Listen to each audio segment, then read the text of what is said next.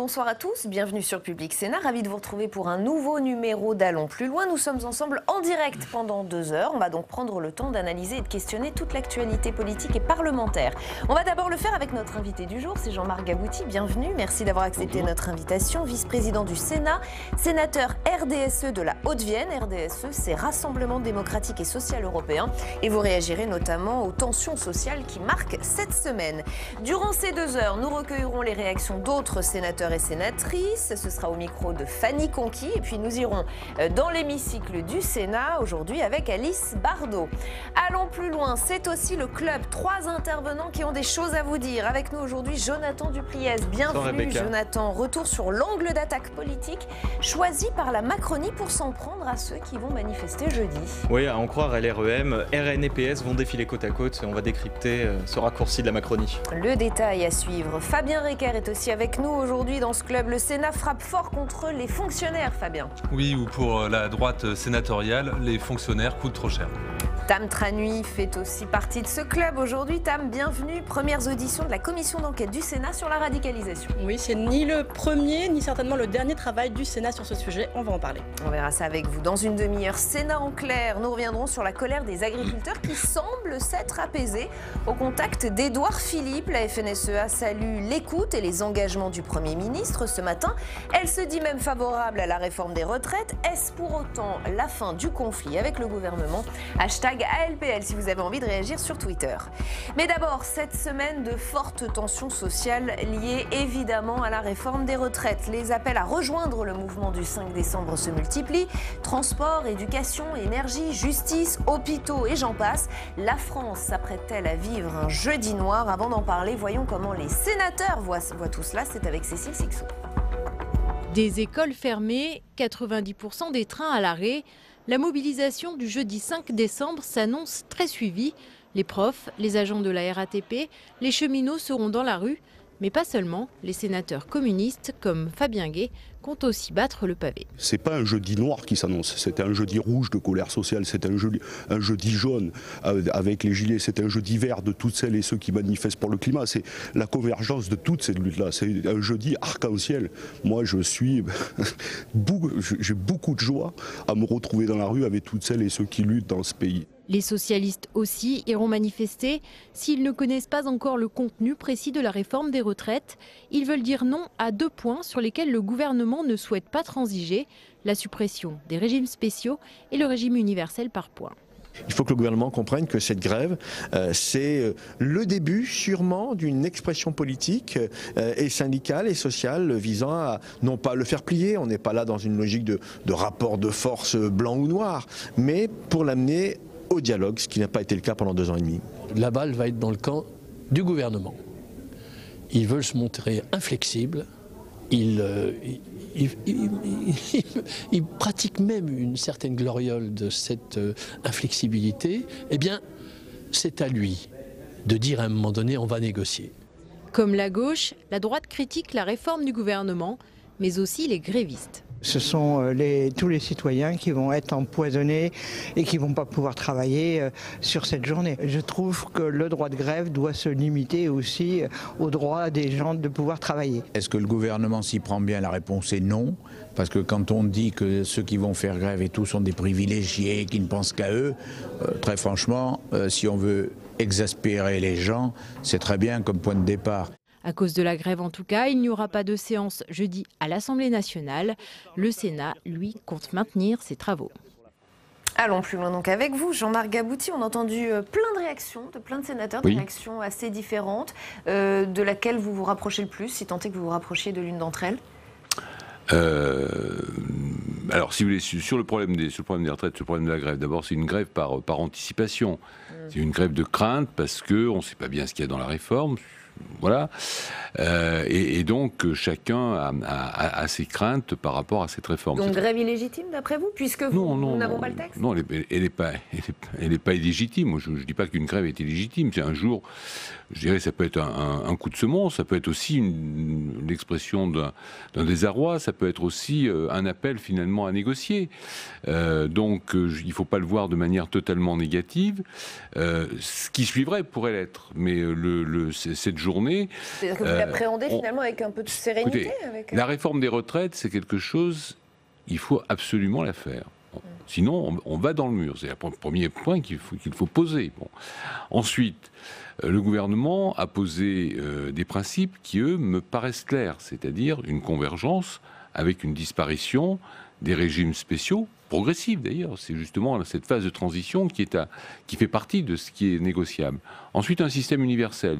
Et puis des particularités qui pourront demeurer et qui sont nécessaires pour prendre en compte la pénibilité, pour en prendre en compte les carrières interrompues. On a parlé du problème des femmes qui pouvaient avoir des carrières interrompues, parce que, malgré tout, ce sont quand même elles qui procréent au niveau des enfants. C'est plus que de l'anxiété, ce que ressentent les gens qui vont manifester ce jeudi. D'ailleurs, on voit la mobilisation va être énorme. On a eu les chiffres, 11 lignes de métro fermées, 10% du trafic SNCF assuré seulement. Il y a bien quelque chose que le gouvernement a peut-être mal fait pour qu'on en arrive là, non ?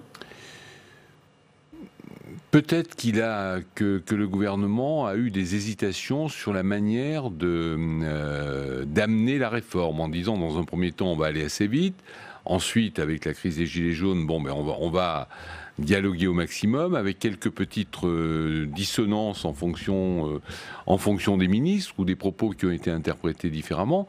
Moi, la ligne directrice, je pense qu'elle n'a pas changé. Mais ensuite, on a parlé de choses qui étaient maladroites, si vous voulez. Bon, quand on parle de la clause du grand-père, de l'âge pivot, etc., je veux dire que nos concitoyens n'y comprennent pas grand-chose. On emploie des concepts qui ne sont pas très concrets. Et ce qui n'est pas concret, derrière, ça met de l'interrogation. Et derrière l'interrogation, ça peut mettre de l'angoisse. Donc voilà, je crois qu'on a cette situation qui existe. Aujourd'hui, il y a cette grève. Derrière, il faut que le gouvernement arrêter un projet au mois de décembre. Et à partir de ce projet, il faut que les négociations reprennent. Parce que, contrairement à ce que disent certains, on est obligé de réformer le système, et autant le réformer de manière plus juste, plus équitable, plus efficace. Moi, je rappellerai que le système de la retraite à points, le premier qui l'a proposé, c'est François Chérèque, en 2004 ou 2005, sur un plateau de télévision, face au ministre des Affaires sociales de l'époque, Xavier Bertrand. Je parle du système. Ensuite, on peut la valeur du point la garantir, on peut faire des paliers, on peut faire tout ce qu'on veut dans la négociation, mais le principe reste celui-ci. On va continuer d'en parler, Jean-Marc Gabouty. On va reparler de cette réforme qui suscite, on l'a vu, pas mal d'inquiétudes. Je voudrais qu'on regarde le portrait croisé de deux femmes. Il y en a une qui est déjà à la retraite et l'autre qui doit prendre sa retraite dans 2 ans. Et toutes les deux ont des craintes, celle d'être touchée de plein fouet. On va regarder ce reportage qui a été tourné à Brest par Alizé Boissin et Béatrice Finzan. Et on en reparle juste après. Nous sommes dans les faubourgs de Brest, dans un petit parc où Cathy vient faire sa pause. Cathy est animatrice dans les écoles de la ville. Ça fait 26 ans qu'elle travaille et aujourd'hui, elle est inquiète. Bonjour Cathy. Alors, vous, la retraite, c'est quand ? Ma retraite, ça sera en 2022, le jour de mon anniversaire, le 24 décembre. Et alors, c'est un cadeau ou pas ? Un cadeau, oui, mais je pense que j'aurai une petite retraite. Je me suis donc renseignée par rapport à ce que je vais toucher pour ma retraite. Et quand je suis partie, j'avais les larmes aux yeux. Parce que travaillant depuis mes 18 ans jusqu'à mes 62, je trouve que j'aurai une petite retraite et je vais avoir du mal à vivre. Et donc, pour comprendre très concrètement, aujourd'hui, vous gagnez combien ? Et demain, quand vous serez à la retraite, vous gagnerez combien ? Là, je gagne 1400 net. Et en retraite, je pense que j'aurai dans les 1100. 1100, et ça, pour vivre chaque mois, vous n'avez aucune autre source de revenus.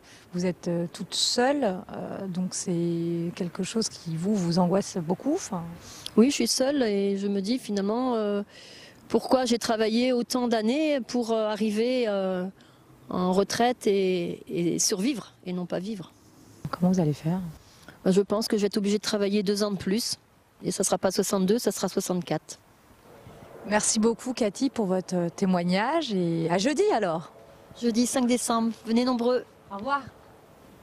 Nous allons chez Marie-Claire, elle a 85 ans, est mère de famille et grand-mère. Elle a 12 petits-enfants et elle aussi se pose beaucoup de questions sur sa retraite.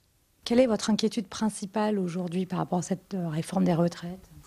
Parce qu'on a parlé des pensions de réversion et que Mais j'espère quand même qu'on va pas y toucher, parce que ça me ferait arriver à des sommes assez dérisoires. Au total, vous avez combien pour vivre par mois? 1577,74. D'accord. Voilà. Donc si ça disparaît demain, c'est quand même assez problématique. Ah oui, si je n'ai que ma pension à moi de la sécurité sociale, de 100 et un petit peu de l'autre, ça me fait 350 euros par mois. Voilà. Aujourd'hui, c'est pas pour ma retraite que je m'inquiète vraiment, c'est plus pour la sienne. On peut pas dire que ce soit quelqu'un qui n'a pas travaillé dans sa vie. Elle a travaillé professionnellement pendant 5 ans, c'est ça. Mais par contre, elle a élevé ses enfants pendant toute sa vie, et c'est un travail. Marie-Claire a travaillé toute sa vie, a élevé ses 4 enfants. Aujourd'hui, elle est veuve et sans la pension de reversion de son mari, elle ne pourrait pas s'en sortir. En 2019, en France, 38% des femmes vivent avec moins de 1 000 euros bruts de pension par mois. Voilà, Jean-Marc Gabouty, là on est dans du cas concret, c'est le moins qu'on puisse dire, et on voit que ces réformes, ce ne sont pas juste des textes qui s'empilent, ce sont des gens qui vont le subir au quotidien. Qu'est-ce que ça vous inspire ?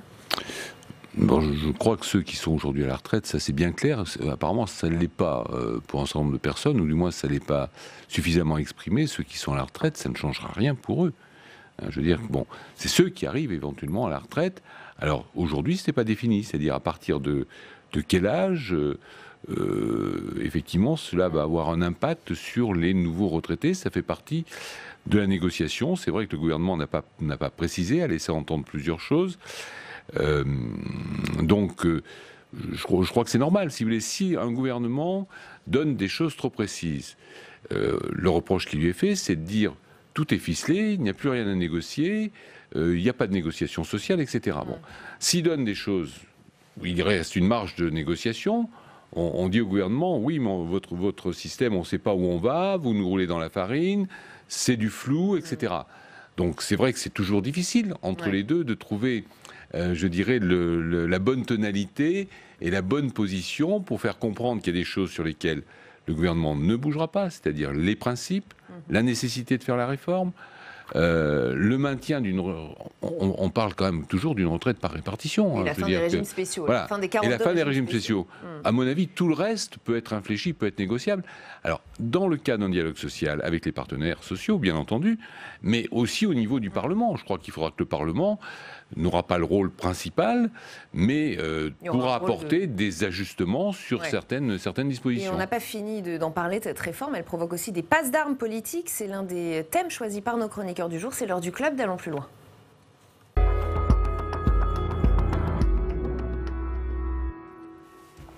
Et Jonathan Dupriez, c'est vous qui ouvrez ce club à l'approche de ce jeudi très très noir annoncé. Le parti de la majorité tente donc comme il le peut de décrédibiliser ses opposants. Stratégie, dire que RN et PS manifestent côte à côte, là, ce jeudi, le 5 décembre. C'est un petit raccourci, on peut le dire. Voilà, et c'est un raccourci signé Stanislas Guérini. C'était sur France 3 il y a 2 jours. Écoutez-le.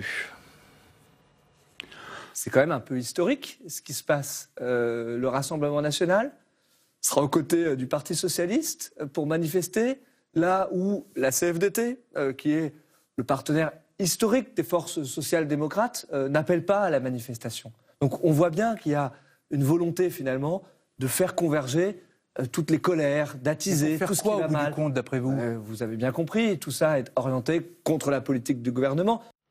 Donc Rebecca, je vous refais le raisonnement. Donc le Rassemblement national appelle à rejoindre la grève. Le Parti socialiste, lui aussi, appelle à manifester le 5 décembre. Donc on en déduit que le PS et le RN, finalement, sont identiques. Ils vont aller manifester côte à côte pour combattre la réforme des retraites.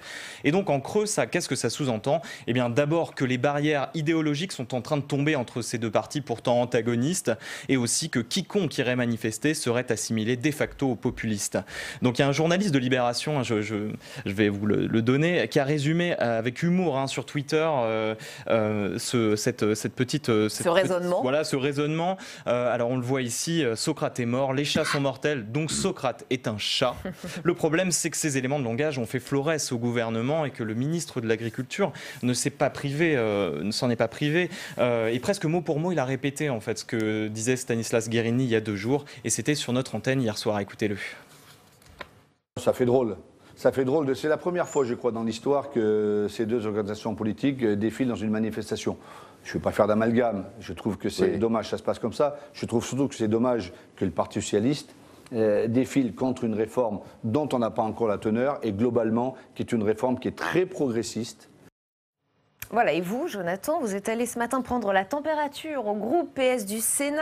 Et alors, évidemment, sans surprise, les parlementaires sont furieux. Et c'est bien peu dire, hein. C'est du bullshit, hein, nous lance à la volée une sénatrice PS dans un couloir. Un de ses collègues nous donne une remarque acerbe, un brin provocateur. Je vous le cite, Didier Guillaume n'a pourtant pas été gêné par la présence de Marine Le Pen aux Invalides hier.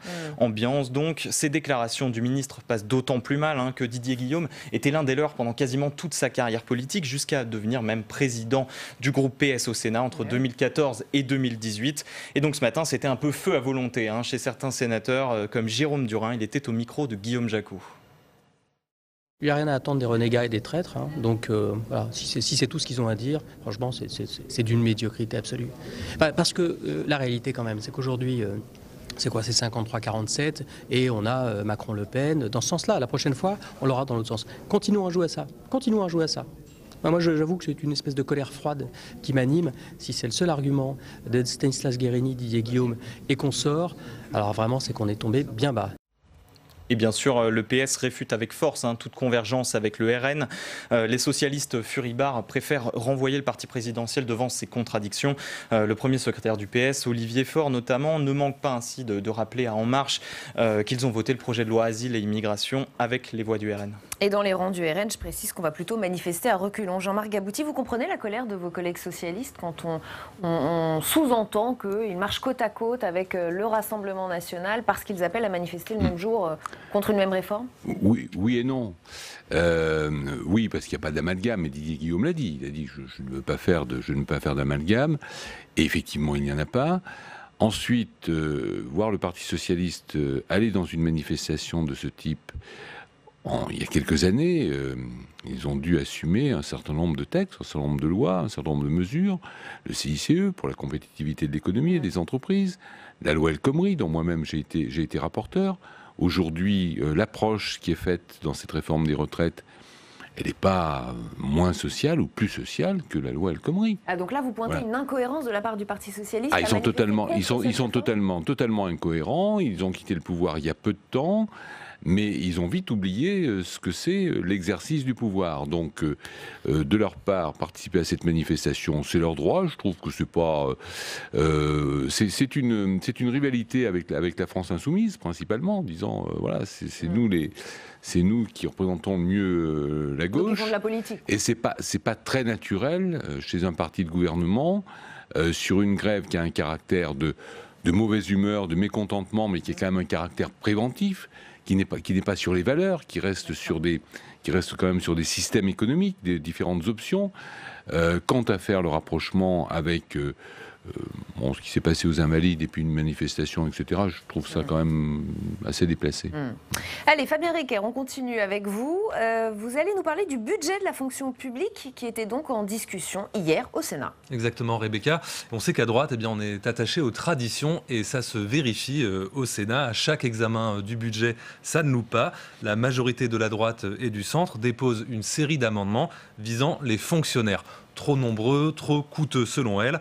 Dans son collimateur, notamment le nombre de jours de carence dans la fonction publique que la droite sénatoriale vient de porter hier de 1 à 3 jours. Ça veut dire que les fonctionnaires ne seraient donc plus payés pendant les 3 premiers jours d'une absence en cas de maladie, comme c'est le cas dans le privé. Et donc on écoute les arguments du rapporteur du budget LR, Albéric de Montgolfier. À la fois par des raisons d'équité avec le secteur privé et bien sûr pour des raisons d'économie. Je vous rappelle que quand le jour de carence avait été supprimé, il y avait une forte augmentation de l'absentéisme à la fonction publique et nous souhaitons lutter contre cet absentéisme. Voilà, donc augmenter le délai de carence pour lutter contre l'absentéisme, l'argument n'est pas nouveau. Albéric de Montgolfier avait d'ailleurs défendu exactement le même amendement il y a 2 ans lors de l'examen du budget. Mais ce n'est pas tout. Hier, le Sénat a aussi voté pour un allongement de la durée de travail hebdomadaire dans la fonction publique et diminuer de moitié les augmentations de salaire des fonctionnaires liées à l'ancienneté. Alors, j'imagine que ça a provoqué des réactions à gauche, tout ça. Alors évidemment, à gauche, ça ne passe pas du tout. Ces amendements sont interprétés comme un acharnement anti-fonctionnaire. Pour le sénateur communiste Pascal Savoldelli, attaquer attaquer le délai de carence des fonctionnaires, c'est tout simplement pas acceptable. Les agents, les fonctionnaires, ils se mettent en maladie après avoir consulté un médecin. Et c'est un médecin qui juge de leur état de santé, monsieur le rapporteur général. C'est pas le politique, c'est pas le législateur qui s'occupe de ça. Il y a un clivage entre la majorité sénatoriale et d'autres composantes ici de notre Sénat. C'est haro sur dépenses publiques, dépenses publiques, dépenses publiques, dépenses publiques. On n'entend que ça depuis le début sur la loi de finances. Et là, on le fait sur la journée de carence, on l'a fait sur le glissement vieillesse technicité, enfin en tout cas on a tenté le coup, on fait pareil sur le temps de travail. Enfin je veux dire, voilà, là il y a un choix de société à faire. Bon, alors que les fonctionnaires se rassurent, ces amendements ont été adoptés tous contre l'avis du gouvernement et ne devraient donc pas survivre au vote des députés qui auront le dernier mot. Bah alors du coup, à quoi ils servent ces amendements ? Eh bien, à marquer le coup, tout simplement. La droite d'ailleurs en convient elle-même. Elle attaque à la SERP pour attirer l'attention sur le fait que le gouvernement n'en fait pas assez, d'après elle, pour réduire les dépenses. Par exemple, en ne supprimant que 47 emplois dans la fonction publique en 2020. Et ça, eh bien, ça a le don d'agacer Jérôme Bacher, qui est sénateur LR de l'Oise. On ne fait rien. Pas une coupe, pas 47 emplois, a dit toujours tout à l'heure Vincent Delahaye, 47. Donc c'est pas raisonnable. Donc quand on veut faire des économies, quand on veut s'attaquer à la dépense publique, il faut bien à un moment mettre du symbole. Et on est dans le symbole. On n'en est pas ailleurs, évidemment. Mais quand on ne fait rien, que les choses relèvent du réglementaire et que rien n'est fait dans le réglementaire, que tout doit être fait dans la négociation et que rien n'est fait dans la négociation, alors on est obligé d'être un peu à la serre. Voilà, donc une droite qui attaque de son propre aveu à la SERP, qui admet aussi être dans le symbole. Et le gouvernement, au passage, se retrouve dans la position du défenseur du pouvoir d'achat des fonctionnaires, une fois n'est pas coutume. Et ça, à quelques jours de la grande mobilisation contre la réforme des retraites, bien, ça ne manquera pas d'en étonner certains. Et je précise que vous avez un papier complet sur ce sujet sur le site publicsénat.fr, un excellent article de François Vignal. Jean-Marc Gabouty, qu'est-ce que ça vous inspire tout ça ? La droite sénatoriale a raison de vouloir marquer le coup, même en attaquant à la SERP, comme elle dit ? Non, ni la droite ni la gauche n'ont raison, c'est normal. Moi, je suis centriste radical, donc voilà. Donc, j'ai une autre vision. Il faut dépasser la manifestation du 5 novembre. Comment on peut améliorer tout ça ? En améliorant l'efficacité de la fonction publique et, je dirais, en réduisant son coût. Parce qu'on peut aussi réfléchir de cette manière et pas uniquement sur des principes où on répète toujours la même chose. Moi, je suis plutôt pour une convergence, c'est-à-dire que privé et public aient exactement, je dirais, le même nombre de jours de carence. 3, ça me paraît beaucoup. 1, c'est pas suffisamment dissuasif, donc je suis plutôt pour un alignement sur 2. Avec malgré tout une possibilité, parce qu'il faut regarder les modalités, une possibilité, c'est-à-dire que dans le public comme dans le privé, on puisse utiliser des jours de RTT ou des jours de congé pour ne pas perdre de salaire. Alors c'est vrai, c'est un effort qui est fait, mais au moins donner cette liberté en disant je ne peux pas me permettre de perdre des jours de salaire, donc mes jours de RTT, au lieu de les prendre en vacances, voilà, trouver des positions d'équilibre, en prenant en compte que dans le privé, il peut y avoir des accords plus favorables, soit par branche, soit par négociation d'entreprise, et on le retrouve beaucoup dans un certain nombre de grandes entreprises. Elle veut marquer le coup parce qu'elle a le sentiment que le gouvernement n'en fait pas assez pour réduire. Voilà, il faut donner de la souplesse. Il ne faut pas dire que les fonctionnaires coûtent trop cher. Individuellement, beaucoup d'entre eux mériteraient une rémunération supérieure. Le système de la fonction publique en France coûte trop cher, lui, oui, parce qu'il y a trop de gens dans des directions régionales, dans un certain nombre de services de l'État, dans des collectivités locales, les grandes collectivités locales, que ce soit des métropoles, des régions, des départements un peu moins, parce qu'ils sont un peu à l'os. 47 emplois supprimés dans la fonction publique, mais c'est pas significatif. Ce n'est pas raisonnable, nous dit Jérôme Bacher. Ce n'est pas significatif par rapport à la trajectoire qui avait été donnée par le gouvernement, mais il faut pas les supprimer n'importe où. Si vous voulez, je l'ai dit l'autre jour pour la santé, pas assez de soignants et trop de fonctionnaires qui gèrent le système de santé. Vous allez dans un hôpital, vous verrez le rapport entre fonctionnaires et soignants, et vous allez dans une clinique, vous allez voir quel est le rapport. C'est pas du tout le même. Donc, plus d'efficacité pour le secteur public, mais pas je dirais, déshabillés à titre individuel sur leurs conditions de travail et sur leur rémunération. certains fonctionnaires dont une partie mériterait une rémunération supérieure. Je pense dans l'enseignement, je pense aux infirmières à l'hôpital. Je veux dire que ça, ce sont des vrais problèmes qu'il ne faut pas nier. Mieux répartir les il faut trouver l'argent plus tôt dans l'organisation. Je suis désolé, un certain nombre d'entreprises, de grandes entreprises ou de grands services ne sont pas forcément très bien gérés. Allez, Tam Tranui, on termine ce club avec vous. La commission d'enquête sur la radicalisation a commencé ses travaux aujourd'hui et ce n'est pas du tout la première fois que le Sénat se penche sur le sujet. Et oui, effectivement, j'ai compté plus d'un rapport par an ces 5 dernières années. Le premier rapport, il date de 2015. C'est celui de la commission d'enquête sur les réseaux djihadistes en France et en Europe. La commission d'enquête, à l'époque, elle est coprésidée par Nathalie Goulet et André Reichardt, respectivement centristes et LR. Le rapporteur, donc celui qui écrit le rapport, c'est le socialiste Jean-Pierre Sueur. Les travaux des sénateurs, il faut le noter, ils débutent dès octobre 2014, donc avant les attentats de Charlie Hebdo. Mais on est quand même 2 ans après l'affaire Mohamed Merah et quelques mois après la tuerie du musée juif du musée de Bruxelles. Voilà pour le contexte. À l'époque, les sénateurs, ils s'interrogent sur les raisons qui poussent certains à partir en Syrie ou en Irak. Ils apportent aussi une série de 110 préconisations. Leur proposition numéro 1, c'est prévenir la radicalisation.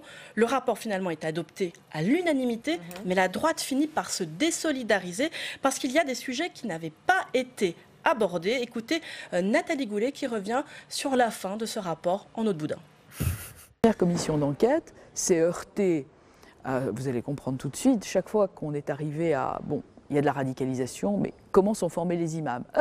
Hashtag pas d'amalgame. Bon, très bien. Et les lieux de culte, comment sont-ils financés ? Par qui ? Quelle est la masse de financement étranger, etc. Hashtag pas d'amalgame. Et donc, à force d'avoir des hashtags pas d'amalgame, mon collègue André Reichardt et moi avons demandé une mission d'information sur l'islam en France. Et finalement, la droite est arrivée à ses fins puisqu'il y a bien eu une mission d'information sur l'islam en France. Oui, effectivement. Une mission qui était présidée par la socialiste Corinne Ferret. Et puis pour le reste, on prend les mêmes et on recommence. Pour rédiger le rapport, cette fois-ci, il y a Nathalie Goulet et André Reichardt. Conclusion, en juillet 2016, la mission sénatoriale préconise de passer d'un islam en France à un islam de France. Elle s'intéresse à la formation des imams, préconise de contrôler le financement de l'islam, notamment les fonds étrangers, s'intéresse au halal, à l'enseignement privé musulman. Enfin, elle pointe du doigt le déficit de légitimité du CFCM qui a été créé en 2003, le Conseil français du culte musulman. Mais ce n'est pas fini, le Sénat s'est aussi penché sur la déradicalisation. Et oui, l'année suivante, on garde le rythme. Février 2017, les sénatrices Catherine Troendlé et Esther Benbassa pointent du doigt le fiasco complet des politiques de déradicalisation. On écoute Esther Benbassa. Il y a eu du bricolage, de l'impréparation, tout simplement parce que personne n'avait la clé. On n'avait pas fait de prévention dans les quartiers, dans les banlieues, etc. On s'est retrouvé avec des gens radicalisés dont on n'avait pas pris la mesure du nombre. Les sénatrices dénoncent également le business pour certaines associations qui se sont lancées dans le domaine de la déradicalisation sans réelle connaissance et cela avec l'appui de l'État, l'État qui s'appuie sur ces associations faute de mieux. Elles étrillent aussi l'expérimentation du premier centre de déradicalisation, très éphémère expérience, 2,5 millions d'euros de coût, seulement 9 pensionnaires et aucun qui en est arrivé jusqu'au bout du programme.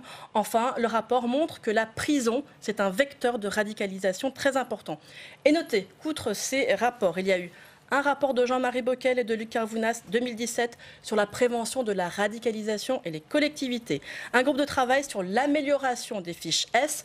Un rapport sur la lutte contre la menace terroriste. Et puis des propositions de loi. Bref, j'en passe. Alors, qu'est-ce que peut apporter cette nouvelle commission d'enquête au Sénat ? Vous le demandez, Rebecca, oui, mais on peut se le demander avec toutes ces explications. Mais il faut dire tout de même que malgré tous ces rapports, les réponses concrètes, elles ne sont pas à la hauteur. Et que le problème, en tout cas, il n'est toujours pas résolu. Pour Bruno Retailleau, il s'agit de faire l'état des lieux de la radicalisation islamiste aujourd'hui en France, sur tout le territoire, et voir les réponses apportées par les autorités publiques. Nous voulons voir, parce qu'il y a eu tant de livres, y compris de vos confrères sur Trapp, il y a eu des études, des sondages qui montrent qu'il y a des territoires qui désormais sont conquis par l'islamisme. Nous voulons avoir justement le diagnostic précis de ce phénomène et nous voulons voir quelles sont les meilleures formes, les meilleurs remèdes à y apporter. Cette commission d'enquête qui débute donc aujourd'hui, ses travaux, on l'a dit, est assez contestée au Sénat. Certains pointent du doigt l'opportunité politique sur laquelle surfe Bruno Retailleau. Certains jugent que c'est bien inutile, étant donné la quantité de travaux qu'il y a déjà eu. Et puis d'autres, enfin, craignent la stigmatisation des musulmans à travers cette commission d'enquête. Rappelons que la rapporteure de cette commission d'enquête est Jacqueline Eustache-Brinio, à l'origine d'une proposition de loi non moins polémique qui interdisait le port du voile aux accompagnantes de sorties scolaires. Jean-Marc Gabouty, comment vous la voyez, vous, cette commission d'enquête? Vous aussi, vous y voyez une forme d'opportunité politique ou... Non, elle est présidée par Nathalie Delatte, qui, comme moi, est membre du mouvement radical, puisqu'on est RDSE, mais à majorité radicale, et nous sommes engagés dans ce mouvement-là. Mouvement radical, parti radical dans le passé, très attaché au principe de laïcité, très attaché aussi au respect de la pratique des religions, quelle qu'elle soit. Donc on n'est pas du tout pour la stigmatisation des religions. Par contre, lorsque ce sont des sectes, oui, tout à fait, on est pour l'interdiction des sectes. La laïcité et l'islamisme, c'est pas tout à fait le même débat. Non, c'est pas tout à fait le même débat, sauf que si vous voulez, il y a des chemins qui se croisent en termes de loi. On parle beaucoup de la loi de 1905. En fait, on utilise beaucoup la loi de 1901 pour faire du communautarisme, c'est-à-dire la loi simplement sur les associations. On a tendance à passer du culturel au cultuel. Moi, je l'ai vécu dans ma commune, qui est une paisible commune de province en Limousin, où j'ai un jour une association qui avait une sensibilité avec un pays d'Europe, d'Europe de l'Est, on va dire. D'Europe de l'Est, et ils faisaient des fêtes, ils célébraient des fêtes, y compris des fêtes nationales, des fêtes qui peuvent avoir un caractère religieux, mais dans un cadre festif. Et puis un jour, j'ai vu arriver un imam pour faire un prêche, et là on a arrêté, puisque moi, au niveau de la commune, il était hors de question qu'il y ait une utilisation religieuse de locaux communaux. Donc il y a toute cette lutte contre le communautarisme, c'est-à-dire que cette commission d'enquête, elle est très en amont des problèmes de radicalisation, de terrorisme, etc. C'est quelque chose qui est très en amont. C'est le terreau sur lequel peut se développer effectivement la radicalisation et le terrorisme. Mais il n'y a pas que ce terreau-là, parce qu'on a vu qu'il y avait des terroristes qui pouvaient émerger en 2 mois. Quelqu'un qui n'était pas du tout et qui ne avec des conversions sur Internet. Des conversions ultra rapides. Mais c'est quand même la base, c'est-à-dire bien rétablir dans la société française qu'on est libre de pratiquer toutes les religions qu'on veut, à condition qu'elles ne soient pas sectaires, qu'elles respectent le droit des uns des autres et que la loi de la République est toujours supérieure à la loi des religions ou des philosophies, quelles qu'elles soient. Donc il faut rappeler ces principes et éviter, on parle beaucoup de communautarisme, le communautarisme, on n'y met pas fin par décret, si vous voulez. C'est un travail de longue date, donc il faut trouver ensuite les moyens de tolérer le fonctionnement des communautés, parce qu'une communauté a le droit d'exister, mais ne pas tomber dans le communautarisme. Et c'est quand même difficile, et je crois qu'on en reparlera. Ça va être un travail permanent au niveau de la réflexion. On en reparlera sur Public Sénat, peut-être avec éventuellement. Jean-Marc Gabouty, merci infiniment d'avoir fait partie de ce club. Merci à tous les trois d'y avoir participé. Tout de suite, c'est Sénat en clair.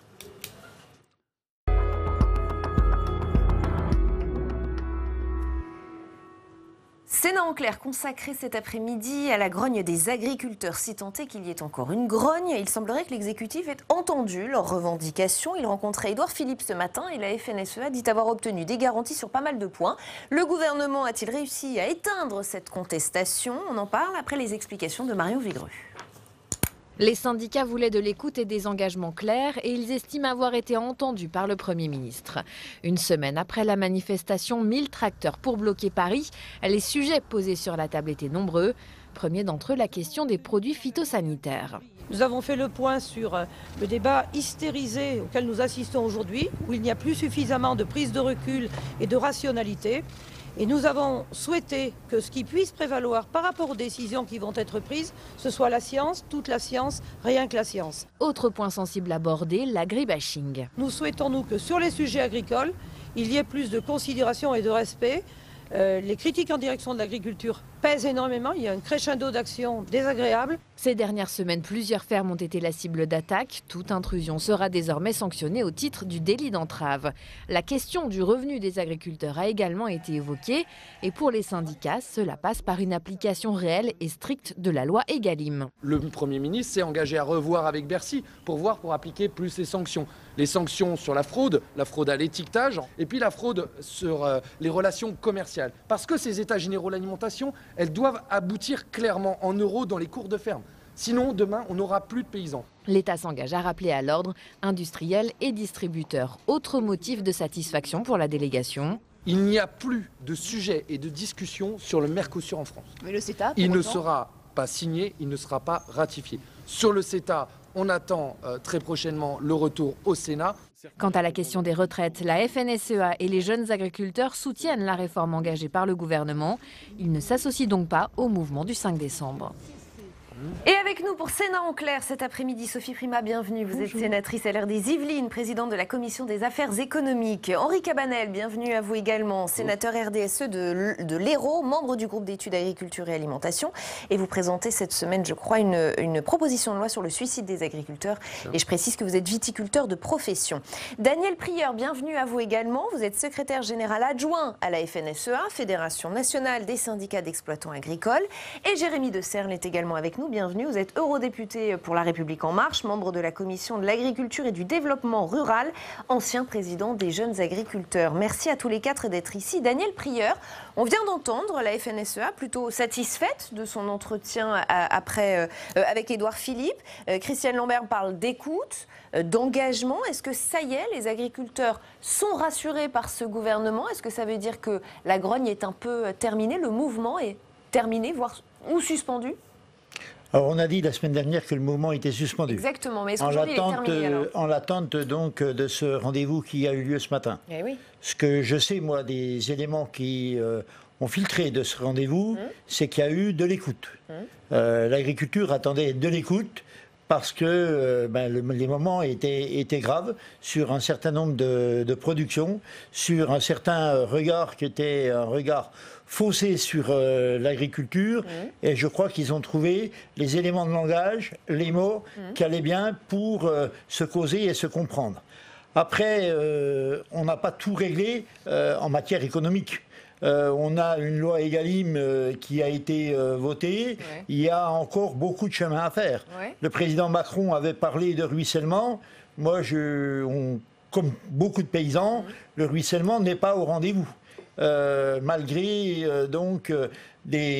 la fin des promotions, la fin d'un certain nombre de choses qui ont permis à la grande distribution, d'encaisser des recettes supplémentaires. Sophie Prima, on a le sentiment que cet exécutif a bel et bien rassuré les agriculteurs, en tout cas dans une première étape, dans l'étape des intentions. Écoutez, on va attendre les actes. Parce que j'entends que la FNSEA est rassurée, que les jeunes agriculteurs sont rassurés. Moi, je n'ai pas exactement le contenu de ces promesses, mais j'attends des actes. Nous sommes en train de voter un budget aujourd'hui. Je ne retrouve pas dans le budget les actes qui correspondraient à un accompagnement dans la transformation du modèle agricole. Je ne retrouve pas ça. J'attends des actes. On a en proposition quelques points de révision sur la loi Egalim. Certains d'ailleurs en opposition avec la FNSEA, mais pour des raisons sur lesquelles on pourra revenir. J'attends que le gouvernement les prenne. Nous avons, avec Jean-Noël Cardou, voté et déposé, en accord avec le gouvernement d'ailleurs, il y a quelque temps, une loi sur le délit d'entrave pour lutter contre l'agribashing ou l'entrée de personnes à l'intérieur des exploitations agricoles. Je ne le vois pas inscrit à l'Assemblée nationale. Donc, est-ce que ce sont des signes ce matin qui ont été promis, qui vont avancer? Eh bien, écoutez, je l'espère. Henri Cabanel, quel est votre point de vue? On a des engagements forts de la part d'Édouard Philippe. La FNSEA nous le dit, ce gouvernement ne ratifiera pas le Mercosur. Ça, c'est du concret. Ça, c'est du concret, effectivement. Mais ça faisait un moment qu'il l'avait annoncé. Ouais. On peut se réjouir du dialogue. Effectivement, je pense que le gouvernement doit être davantage à l'écoute. Que ce soit au niveau du Parlement d'ailleurs, parce que souvent on a eu quelques prémices de ce qui allait se passer, mais on ne nous écoute pas toujours, et bien sûr des professionnels. Donc il faut se réjouir de ce dialogue, de cette écoute.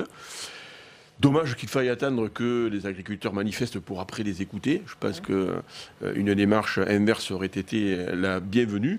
Mais en tout cas, ça va dans le bon sens. Et je partage le sentiment de la présidente, Madame Sophie Prima. Maintenant, il faut falloir des actes. Ouais, vigilance, quoi, Jérémy De Serle. Vous êtes des deux côtés. Alors, vous êtes ancien JA, vous êtes maintenant du côté de la Macronie. Ce qu'il y a de sûr, c'est que c'est pas nouveau, qu'il faut que les agriculteurs mettent un peu de pression pour que le gouvernement, d'ailleurs, c'est le cas dans toutes les professions. Voilà, si c'était que les agriculteurs encore, mais là, c'est pour tout le monde. Hein. C'est dommage. Le gouvernement. Au moins, il casse pas. Je pense que voilà, cette habitude-là, pour l'instant, n'est pas forcément cassée, mais il y a en tout cas une volonté d'écouter les agriculteurs. Et effectivement, vous l'avez dit, au niveau européen, je pense qu'il y a surtout nécessité à ce qu'on puisse amener un maximum de cohérence, pas que sur la prochaine politique agricole commune qui va être en discussion, mais je pense sur finalement la vision aussi agricole, la vision alimentaire et la vision aussi économique. Et puis ce qu'on décide ici en France. Donc il faut que dans les aux deux échelons, il y ait quand même un minimum de complémentarité aussi dans tout ça. Alors l'une des revendications fortes des agriculteurs, c'est de mettre fin à ce qu'on appelle l'agribashing et puis aux intrusions fréquentes sur les exploitations. Là aussi, le gouvernement semble déterminé. Écoutez, le ministre de l'Agriculture hier soir sur notre antenne. Aujourd'hui, on ne peut pas continuer à accepter par un certain nombre de nos concitoyens, pas par tous, une infime minorité, mais sans cesse de critiquer les agriculteurs, dire que ce sont des pollueurs, dire que ce sont des empoisonneurs. Ce n'est pas vrai quand on sait que notre agriculture est une des plus durables du monde et quand on sait que l'alimentation qui est issue de cette agriculture, elle est saine, elle est sûre, elle est durable, elle est tracée. Et donc moi je veux sans cesse être le bouclier. Alors, comment finir avec la stigmatisation des agriculteurs? Quel est le rôle des écologistes aussi dans cette affaire? Je vais vous interroger dans un instant. On va d'abord interroger Joël Labbé, le sénateur écologiste du Morbihan, est en salle des conférences avec vous, Fanny Conquis. Joël Labbé, les agriculteurs expriment leur ras-le-bol vis-à-vis du discours de l'agri-bashing. Est-ce que vous avez l'impression que les écologistes sont allés un peu trop loin et peuvent être d'une certaine manière responsables de cet agri-bashing? Je pense que l'agribashing dont on parle depuis peu de temps, c'est quelque chose d'absolument monté par les tenants du modèle dominant. En fait, le discours écologiste qui demande avec force la transition de l'agriculture vers l'agroécologie présente plein de respect pour le monde agricole. Et d'ailleurs, de plus en plus d'agriculteurs souhaiteraient faire cette transition vers l'agriculture agroécologique, mais encore faut-il qu'on leur donne les moyens, que la puissance publique leur donne les moyens. Pour vous, c'est une question de moyens, de finances pour que les agriculteurs puissent engager cette transition écologique ? Absolument, parce que des finances, il y en a. Quand on parle des 9 milliards d'euros annuels pour la politique agricole commune, d'ailleurs, il y a un rapport qui a été déposé auprès du Premier ministre par France Stratégie qui demande justement à ce que les aides soient versées à l'emploi et non plus à l'hectare. Et ça va véritablement changer, ça va permettre de nouveaux emplois agricoles et ça va permettre de financer, d'aider à la reterritorialisation de l'alimentation, aider l'agriculture familiale vers la polyculture élevage, vers un modèle beaucoup plus agroécologique. Est-ce que vous n'avez pas le sentiment quand même que les écologistes sont un petit peu allés trop loin quand même dans la critique des agriculteurs et de l'usage des pesticides et que ça a un peu nuit à l'image des agriculteurs ?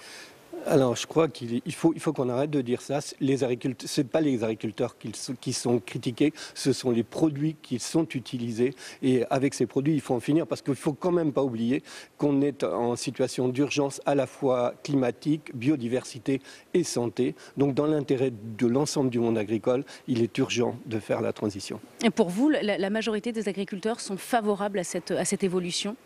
Ils sont engagés? Je crois que beaucoup d'agriculteurs sont décontenancés.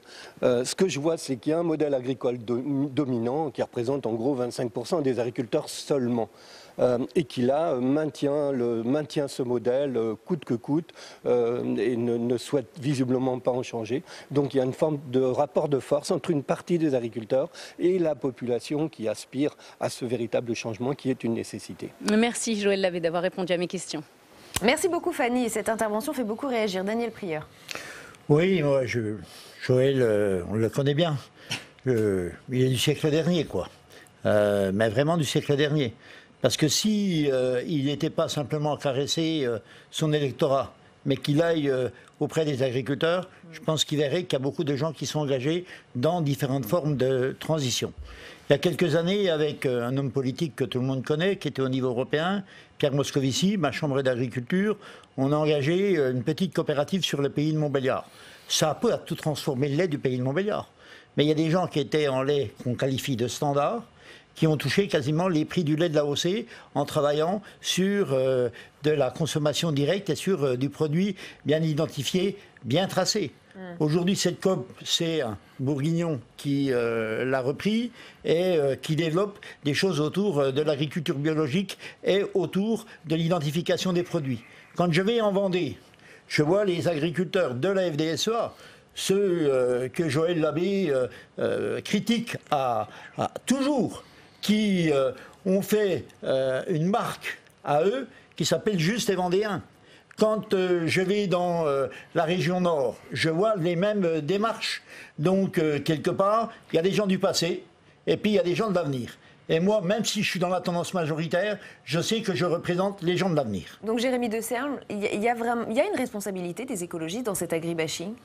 Je pense que les écologistes n'acceptent pas le fait que la transition agricole dans notre pays soit déjà engagée. C'est ça le problème, il est là. Et qu'elle prenne du temps. Et que du coup, mais au-delà de prendre du temps, elle est engagée. C'est quoi ? Quels sont les résultats ? Quand ils disent qu'il faut garder le modèle familial, mais est-ce qu'ils ont déjà pris le temps de comparer les évolutions des exploitations dans notre pays et les évolutions des exploitations en Allemagne, aux Pays-Bas, en Belgique, dans des pays voisins ? Eh bien, nous, on a gardé un modèle familial. Il est encore existant parce que nous avons su aussi, parce que les agriculteurs ont su aussi répondre aux attentes sociétales. Sauf que voilà, ce qu'il faut qu'ils comprennent aussi, et là, je peux le rejoindre sur le fait qu'il faut des moyens pour que la transition aille plus loin. Ça réside dans deux complémentarités, j'allais dire, à la fois le fait d'avoir des moyens, à la fois de reconnaître aussi l'actuelle situation de l'agriculture. Sophie Primas, les agriculteurs font ce qu'il faut pour aller dans ce sens de cette transition écologique ? Moi, je crois qu'on vient d'assister à un modèle d'agribashing dans l'intervention de Joël, qui nie complètement, c'est ce que Jérémy de Serles vient de dire, qui nie le mouvement qui est aujourd'hui en route pour transformer l'agriculture. Je pense qu'il n'y a pas un agriculteur en France qui ne se pose pas le problème de l'évolution de ces modes de production. Alors comment on explique cette petite musique tout simplement parce que d'abord ça n'arrête pas, les réseaux sociaux démultiplient un certain nombre d'informations qui sont absolument infondées d'un point de vue scientifique, qui ne vont pas rentrer dans les exploitations pour montrer. Christiane Lambert disait ce matin, la science, rien que la science, et elle a l'engagement. La science, mais pas que ça. La science, mais aussi, je trouve qu'il y a toute une génération d'agriculteurs aujourd'hui qui expliquent leur métier, qui font des petites vidéos, qui ouvrent leurs fermes, qui vont dans les écoles, qui accompagnent. Ils sont obligés de faire ce travail-là parce qu'il faut qu'ils expliquent. Et là, la raison pour laquelle on est un peu débordés, les agriculteurs sont un peu débordés, c'est tout simple. Il y a une seule saison et une seule moisson par an. Voilà. Et donc, la transformation en profondeur de l'agriculture, elle demande du temps. Il faut laisser le temps aux agriculteurs, à la nature, de transformer. Et il ne faut pas être dans une vision extrêmement passéiste, comme Joël, une espèce d'image d'Épinal, d'une agriculture familiale où on a 10 poules, 3 cochons, 4 vaches, etc. C'est pas ça l'agriculture innovante, c'est pas ça l'agriculture de conquête qu'on doit avoir, l'agriculture performante et de qualité. C'est une agriculture d'innovation. Et là, je vous rejoins, il faut donner aux agriculteurs les capacités d'investir dans l'innovation. Il y a beaucoup de choses dans le matériel, dans la génétique, qui aujourd'hui nous permettent d'être plus performants, moins utilisateurs de produits phyto. Il faut s'organiser, il faut travailler ensemble, il faut mutualiser des moyens. Il y a aujourd'hui des moyens d'avoir une agriculture moderne, performante et résiliente. Et l'agriculture, il faut accepter qu'elle ait aussi des capacités à intervenir dans d'autres secteurs d'économie que l'alimentation.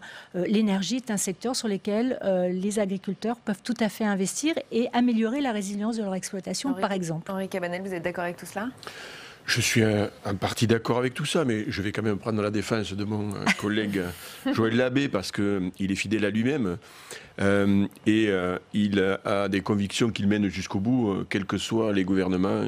Et aujourd'hui, sans hypocrisie aucune, mais il faut bien constater que quand même c'est aussi un petit peu grâce aux écologistes qu'aujourd'hui tous les partis politiques, quels qu'ils soient, s'intéressent de près à l'écologie et c'est une envie sociétale. Le problème, c'est que, et ça, on a des débats en privé en particulier avec lui, puisqu'il est dans mon groupe, il ne faut pas oublier que l'agriculture, c'est 3 secteurs essentiels. C'est bien sûr le secteur économique, avec la compétitivité, c'est la santé avec l'alimentation et c'est la biodiversité, à travers donc les changements climatiques et aller vers une agriculture durable. Et je suis d'accord avec tout ce qui vient d'être dit. La problématique, c'est que dans la communication, on n'est pas suffisamment agressif pour expliquer que les agriculteurs ont bien compris cette démarche. Pour autant, les 3 secteurs que je viens de citer, il faut les faire évoluer de manière transversale. On ne peut pas mettre la biodiversité à fond et laisser de côté l'économie et la santé. Donc, il faut un compromis et avancer doucement. Je pense que c'est ce qu'on est en train de faire, car aujourd'hui, il y a une vraie volonté sociétale et les agriculteurs, ils ont bien compris le message et ils s'y mettent. Encore faudrait-il qu'on arrive à communiquer un petit peu mieux. Et pas de concurrence déloyale vis-à-vis des autres pays, y compris intra-européens. Daniel Prieur, et ensuite on va dans l'hémicycle. Oui, simplement pour dire qu'avec un sénateur, qui est Martial Bourquin, cet été, on a inauguré un investissement pour faciliter la circulation routière et la circulation des animaux. Et puis, on est tombé sur un jeune agriculteur. Martial me dit, il faudrait qu'on puisse le prendre en vidéo et je voudrais pouvoir le passer à mes collègues. Voilà quelqu'un qui était en système, je dirais, lait conventionnel, qui a fait une démarche pour passer en lait de foin, donc un retour aux racines et à la valorisation de son fourrage, et qui intègre une petite COP bio à 2 km de chez lui. Et Martial, il était épaté par ça. Donc il y a un déficit de communication. Ça, c'est important, et d'information. Et puis, il y a aussi, alors je ne sais pas si les agriculteurs sont pudiques, n'osent pas dire par rapport aux générations passées, qui sont prêts à évoluer, mais il y a plein de choses qui bougent. On parle des nouvelles technologies. Les gens de chez Kuhn, aujourd'hui, font du matériel qui permet d'économiser et de ne pas utiliser 85 voire 90% de produits phytosanitaires. Daniel Prieur, je vais vous couper parce qu'il se trouve que c'est aujourd'hui que le Sénat examine donc le budget concernant l'agriculture. Oui. On va retrouver Alice Bardot dans l'hémicycle du Sénat. Alice, a priori, les sénateurs ne sont pas satisfaits de ce budget. Expliquez-nous. Et oui, Rebecca, en effet, l'examen du budget de l'agriculture pour 2020 va commencer dans quelques instants. Et ce qu'on peut d'ores et déjà dire, c'est qu'il ne convient pas aux sénateurs. La commission des finances comme celle des affaires économiques ont prévu de le rejeter. La majorité des sénateurs considèrent que le gouvernement ne répond pas aux attentes des agriculteurs qui, on l'a vu ces derniers mois, ont manifesté leur colère un peu partout en France, en cause leur situation particulièrement précaire. Mais en 2020, le gouvernement en a prévu d'augmenter le budget pour l'agriculture que d'un peu plus de 1%. Les moyens supplémentaires seront notamment utilisés pour prévenir les risques sanitaires, alors que les sénateurs jugent nécessaire qu'ils aient les moyens de vivre décemment, de faire face aux aléas climatiques de plus en plus nombreux, ou encore de changer leur modèle de production pour opérer la transition écologique et ainsi de pouvoir réduire leur usage de produits phytosanitaires sans que cela les pénalise. Voilà, Rebecca, vous le voyez donc, le budget de l'agriculture risque donc d'être rejeté tout à l'heure dans l'hémicycle. On verra ça. Merci beaucoup, Alice. Je vous voyez réagir, Sophie Primas.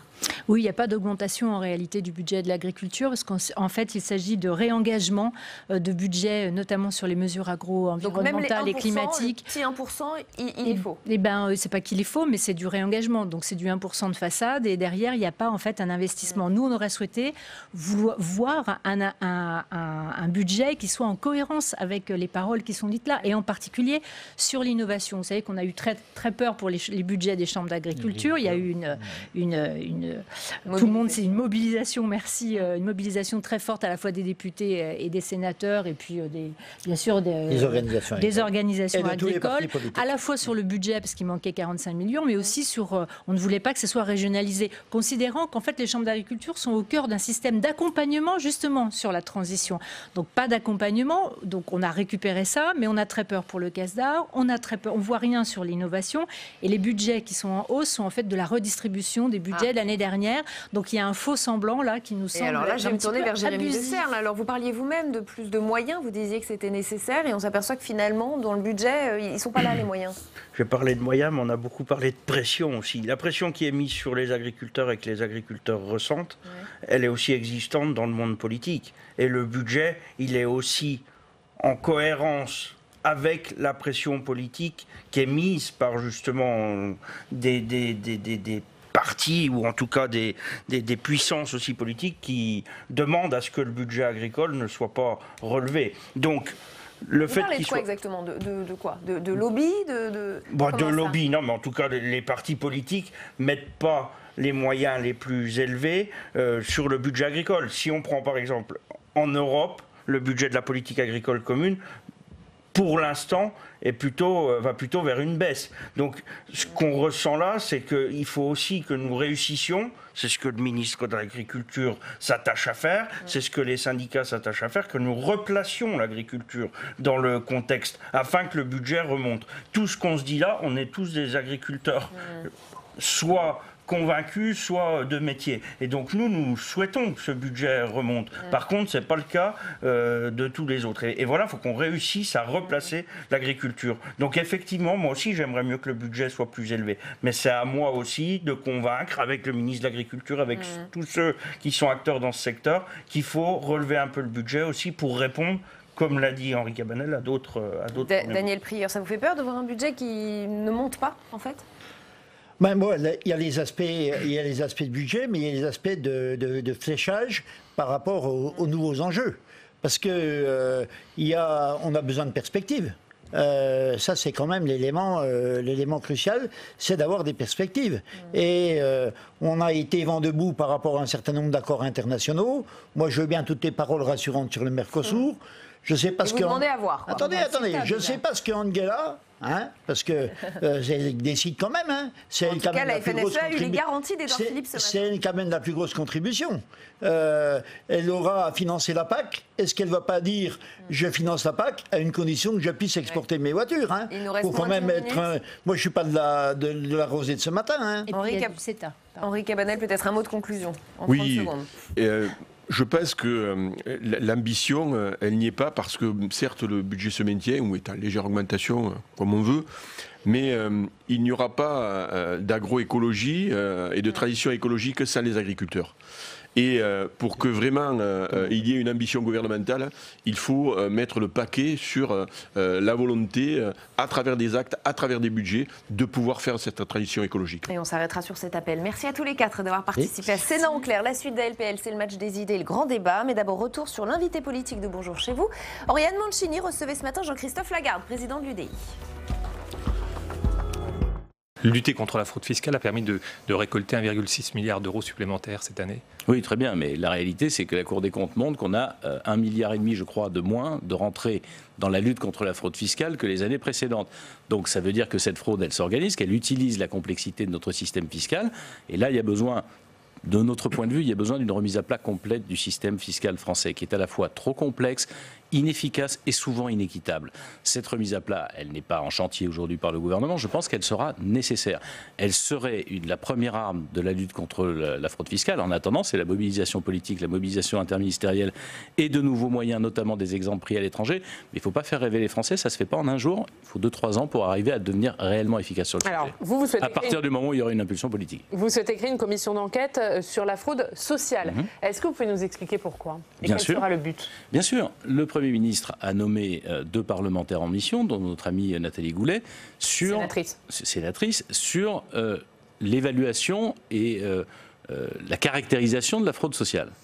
Ce qui est absolument invraisemblable, c'est que cette mission, demandée par le Premier ministre, conduite par 2 parlementaires, a été avortée, puisqu'elles ont fini par conclure que leur mission était perçue dans l'administration comme inopportune, un comble, inopportune, et qu'elle n'avait pas les moyens de les mener.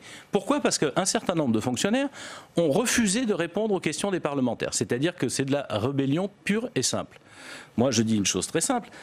Ils ont répondu deux choses. Ils ont répondu parfois qu'ils ne voulaient pas répondre et parfois qu'ils ne savaient pas répondre.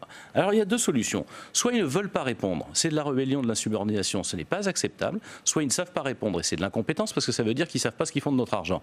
Dans les deux cas de figure, la commission d'enquête que nous allons créer à l'Assemblée nationale va permettre de les obliger à répondre sous serment, publiquement, devant une commission d'enquête. Pourquoi on a 5 millions de cartes? Imagine-t-on, pense-t-on, évalue-t-on 5 millions de cartes vitales qui se baladent dans la nature dont on ne sait pas si elles sont utilisées ou pas et combien elles coûtent aux Français? Pourquoi est-ce qu'on a un nombre de centenaires dans nos fichiers qui ne correspond pas à la réalité vivante? Qui sont les fraudeurs? Et Nathalie Goulet le disait très bien, ce n'est pas une fraude de pauvre, ce n'est pas la fraude de la grivellerie de celui qui prend un médicament de trop. Non, c'est une fraude organisée manifestement. Alors il faut aller au fond des choses et pas mettre la poussière sous le tapis comme l'administration semble vouloir le faire. Elle verra le jour quand, cette commission d'enquête? Elle verra le jour en janvier, le temps des procédures de contrôle à l'Assemblée nationale. Elle est déposée aujourd'hui sur le bureau de l'Assemblée nationale et ses conclusions seront rendues fin juin.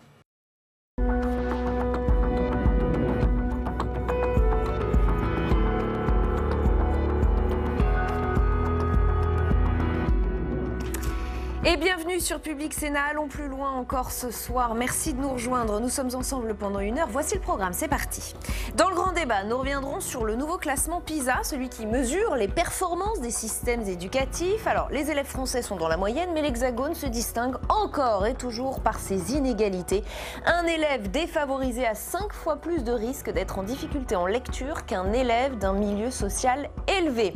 Les récentes mesures du gouvernement peuvent-elles inverser cette tendance? #LPL pour réagir sur Twitter. Durant cette heure, nous irons également, et comme tous les jours, en salle des conférences pour recueillir les réactions des sénateurs et sénatrices. Et ce sera à votre micro, Fanny Conqui. Et justement, nous serons avec Sylvie Robert, vice-présidente de la commission éducation et culture du Sénat. Vous l'avez dit, Rebecca, un des enseignements de cette étude PISA, c'est que la France est parmi les pays où il y a le plus d'inégalités sociales à l'école. Alors comment expliquer cela? Que faire pour changer les choses? Nous en parlons avec Sylvie Robert. Merci beaucoup, Fanny. À tout à l'heure. Et puis nous irons dans l'hémicycle avec vous, Alice Bardot. Et oui, Rebecca, il y a quelques instants, lors de l'examen du budget pour 2020, on a parlé des aides au logement à l'approche de l'entrée en vigueur de la réforme du gouvernement. Les sénateurs se sont inquiétés de ses effets sur les plus précaires. On en reparle tout à l'heure. À tout à l'heure. Avant tout cela, notre match des idées. Il va opposer dans un instant Anthony Bélanger à Patrick Martin-Genier. On va revenir sur ce nouveau sommet de l'OTAN. On célèbre le 70e anniversaire de l'Alliance, mais l'heure n'est pas vraiment à la fête, loin de là. Et c'est dans ce contexte que les tensions commerciales s'accentue ces dernières heures entre les États-Unis et l'Europe à cause de la taxe GAFA. On va voir tout cela avec nos invités. D'abord les explications, les détails, c'est avec Samia Dechir. Des menaces inacceptables. Bruno Le Maire ne mâche pas ses mots contre les possibles sanctions américaines sur les produits français. Washington pourrait appliquer d'ici 30 jours une taxation supplémentaire jusqu'à 100% sur les fromages comme le Roquefort, sur les yaourts ou encore les vins pétillants. En tout, 2,4 milliards de dollars de produits sont concernés. Ce matin, les agriculteurs français ont dit leur inquiétude au Premier ministre. L'agriculture ne peut pas être prise en otage dans le commerce sur les sanctions des États-Unis sur des sujets qui ne nous concernent pas. Nous avons demandé au Premier ministre, en lien avec l'Union européenne, de privilégier la voie de la négociation. L'annonce a été faite aujourd'hui par l'administration américaine, une représaille à la taxe française sur les GAFA. Adoptée l'été dernier, elle prévoit d'imposer les chiffres d'affaires de Google, Amazon, Facebook et Apple à hauteur de 3%. Une mesure discriminatoire pour les entreprises américaines aux yeux de Donald Trump. Mais Bruno Le Maire prévient, la France ne cédera pas. Nous contestons le principe même de sanction, car ce n'est pas entre alliés la bonne politique et ce n'est pas la bonne voie à suivre. Mais les États-Unis doivent savoir que s'ils s'engageaient dans un nouveau train de sanctions contre la France, l'Union européenne serait prête à réagir et prête à réagir fortement. Cette escalade de sanctions pourrait compromettre le projet d'un impôt mondial sur les chiffres d'affaires des GAFA. La taxe française est d'ailleurs censée disparaître si le projet du G20 se concrétise. Mais alors que tout semblait prêt, les États-Unis hésitent. Et sans eux, la taxe internationale sur les GAFA serait bien plus difficile à mettre en œuvre. Avec nous pour ce match des idées, Anthony Bélanger, bonsoir. Bienvenue, bonsoir. Journaliste spécialiste des questions internationales, éditorialiste à France Inter. Patrick Martin-Genier, bienvenue à vous également. Professeur à Sciences Po et à l'INALCO, spécialiste des relations internationales et auteur de L'Europe a-t-elle un avenir? On a entendu des échanges extrêmement tendus ces dernières heures, mais le ton a un petit peu changé ce soir à Londres. Je voudrais qu'on écoute Donald Trump. Nous allons parler de beaucoup de choses, y compris de l'OTAN et du commerce. Nous faisons beaucoup de commerce avec la France et nous avons un différend mineur. Je pense que nous allons probablement pouvoir le surmonter, mais nous entretenons d'importantes relations commerciales et je suis sûr que d'ici peu, les choses seront très prometteuses. Nous l'espérons. Bon, c'est en train de se calmer un petit peu. Anthony Bélanger, comment interpréter tout cela? C'est très compliqué avec Donald Trump parce qu'il souffle le chaud et le froid. Ouais. Lui pense en bon dealer ou broker de deal qu'il est. Le reste du monde pense en homme instable et qu'il continue d'être, en tweetant d'un côté, en expliquant de l'autre qu'il allait imposer des taxes à la France, surimposer des taxes à la France pour une histoire de taxe GAFA qui traîne depuis maintenant 6 mois, qui est effectivement probablement... C'est le seul moment où les États-Unis vont pouvoir sanctionner la France directement ad hominem. Ouais. Pourquoi? Parce que la France est le premier de ces pays européens qui applique cette taxe de 3% sur le chiffre d'affaires réalisé par ces GAFA en France, plutôt que de tenter de les taxer sur leurs revenus ou du moins sur leurs bénéfices qui de toute façon qu'ils contingentent dans d'autres pays de l'Union européenne. C'est une taxe assez maligne qui risque d'être appliquée et qui a vocation à être appliquée par le reste de l'Europe. Ce qui veut dire que pour l'instant, la France fait cavalier seul, c'est donc facile de la visée, mais dans quelques mois, l'Italie la suivra, l'Allemagne elle aussi, d'autres pays. Et l'Europe soutient Paris. Et l'Europe soutient Paris, bien entendu, parce que l'Europe est en train de mettre en place cette même taxe. Le seul moment, si vous voulez, où la France est visable, et peut-être dans la ligne de mire des États-Unis, c'est en ce moment, parce qu'elle fait cavalier seul sur cette loi. Cette taxe, qui, je dois le dire tout de même, reste malgré tout très modeste. Mais vous savez, le problème des taxes, c'est toujours la même chose. Ça commence toujours petit, et après, on peut toujours revoir le taux d'imposition à la hausse généralement puisque les États deviennent toujours addicts au profit de ces taxes. Donc c'est maintenant pour les États-Unis qu'il faut taper si jamais, et en l'occurrence la France qui y va en premier, si jamais ils veulent montrer que ça ne leur plaît pas. Sauf que Trump, quand vous touchez à un cheveu d'une entreprise américaine, il voit rouge. Oui, bien sûr. C'est même pour ça qu'il a été élu. D'ailleurs, il a été élu pour cela. Et il ne faut jamais oublier que lorsqu'il s'exprime dans une conférence de presse, il parle d'abord aux électeurs américains. N'oublions pas premièrement, il est dans une procédure d'impeachment, même si elle a peu de chances d'aboutir, qu'il le gêne politiquement. Il faut qu'il rebondisse, en Europe précisément. Et ensuite, il est en voie de réélection, ce qui veut dire qu'il va chercher les voix des électeurs, notamment ceux de l'Amérique profonde. Par conséquent, il doit encore une fois dire que c'est America First, d'abord les États-Unis, les intérêts américains. Et il les défend effectivement ardemment dans cette perspective d'élection. Et donc il ne peut pas se permettre de dire qu'il est faible face à Emmanuel Macron, d'autant que vous l'avez dit, Emmanuel Macron pour l'instant fait cavalier seul sur ce point. Donc c'est effectivement quelque chose d'important. Je voudrais quand même dire que par rapport au sommet de Biarritz, rappelez-vous, au sommet de Biarritz, on avait dit, ça y est, la France a trouvé un accord avec les États-Unis, nous allons attendre, nous allons entrer dans un cycle de négociation ministérielle à l'OCDE, et ce cycle de négociation va prendre du temps, bien plus probablement que le terme de l'élection américaine, et donc Donald Trump ne peut pas se permettre effectivement d'attendre, et c'est pourquoi à mon avis il a décidé d'interrompre toute négociation pour l'instant. Juste un point, ça concerne quand même 2,5 milliards de produits, 2,5 milliards de produits d'exportation française vers les États-Unis.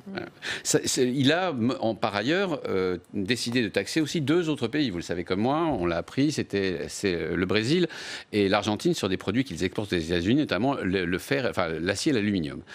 Quand on regarde un petit peu les ordres de grandeur, on se rend compte en fait qu'il taxe aussi fortement le Brésil, 2,5 milliards aussi, que la France, et beaucoup moins l'Argentine, ce qui signifie quand même qu'en termes d'ordre de grandeur, on fait partie en ce moment de la nouvelle vague de taxation décidée par Donald Trump. Pourquoi?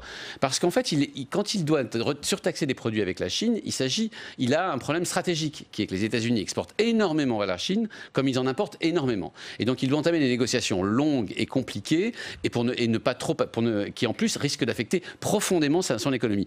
Par contre il s'attaque à des alliés comme le Brésil, l'Argentine, la France, en fait, l'Europe d'une manière générale, les choses sont beaucoup plus faciles pour lui.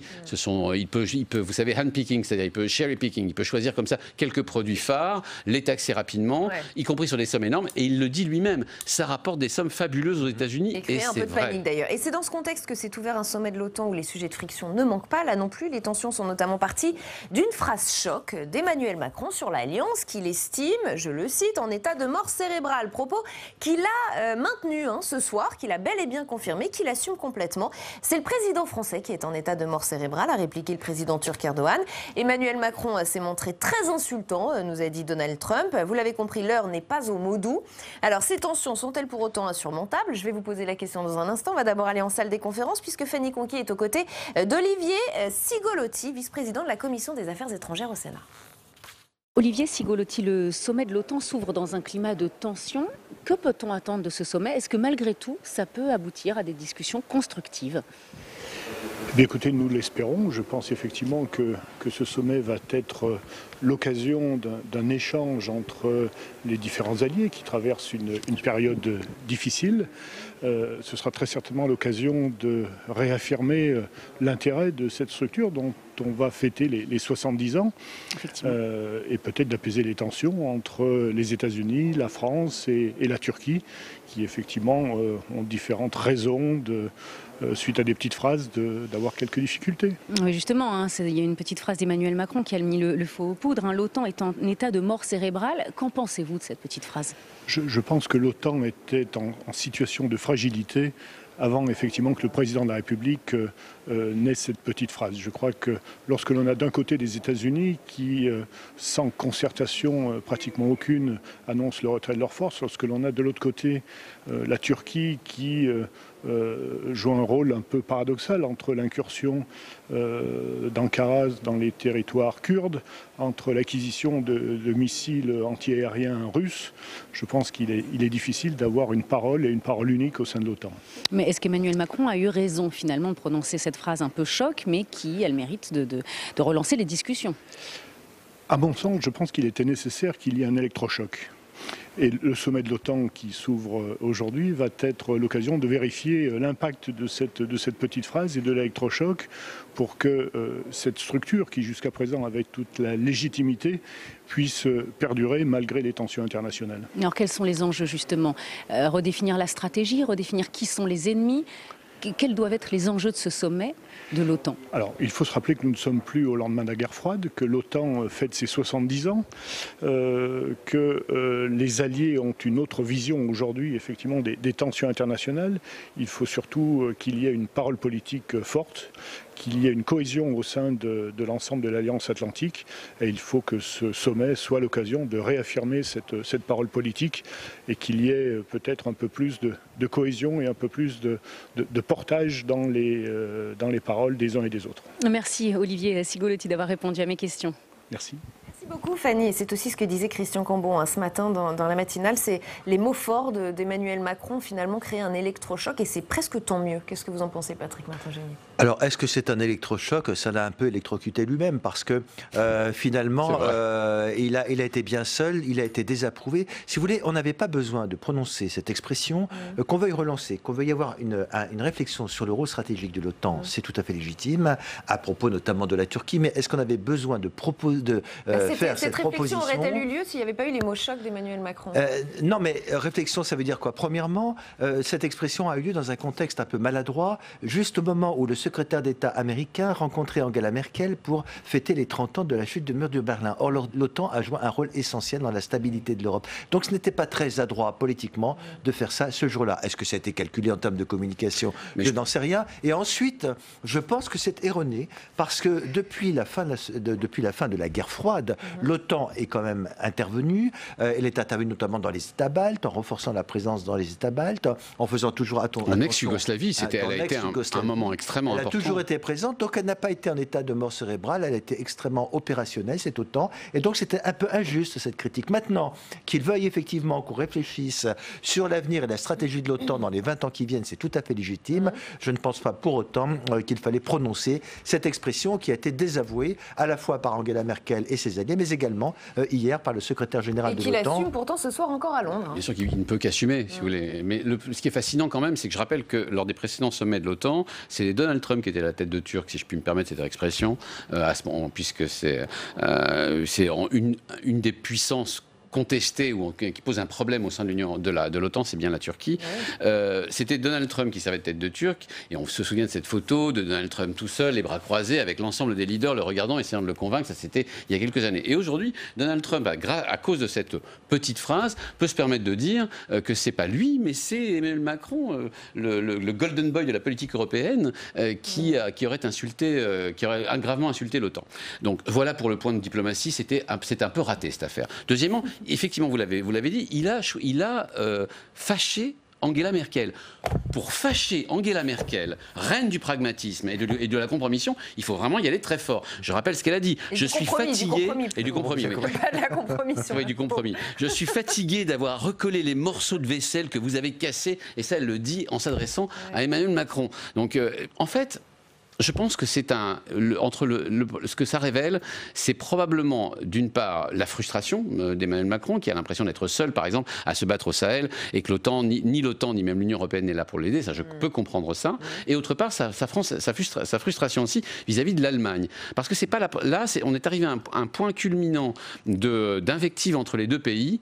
J'avais rarement vu des relations aussi basses entre l'Allemagne et la France que ces derniers mots. Et notamment, cette expression a particulièrement vexé les Allemands. Pourquoi ? Parce que les Allemands sont un peu garants de la tranquillité de l'Europe de l'Est au sein de l'OTAN et de l'Union européenne. Il ne faut pas oublier que l'OTAN et l'Union européenne, c'est un peu un package pour la plupart de ces Européens de l'Est qui ont quitté le pacte de Varsovie, on en fêtait les 30 ans de la chute du mur de Berlin il n'y a pas très longtemps, pour se réfugier dans les bras de l'OTAN. Pour eux, l'OTAN est l'instrument indispensable de leur défense, comme l'Union européenne est l'instrument indispensable de leur économie.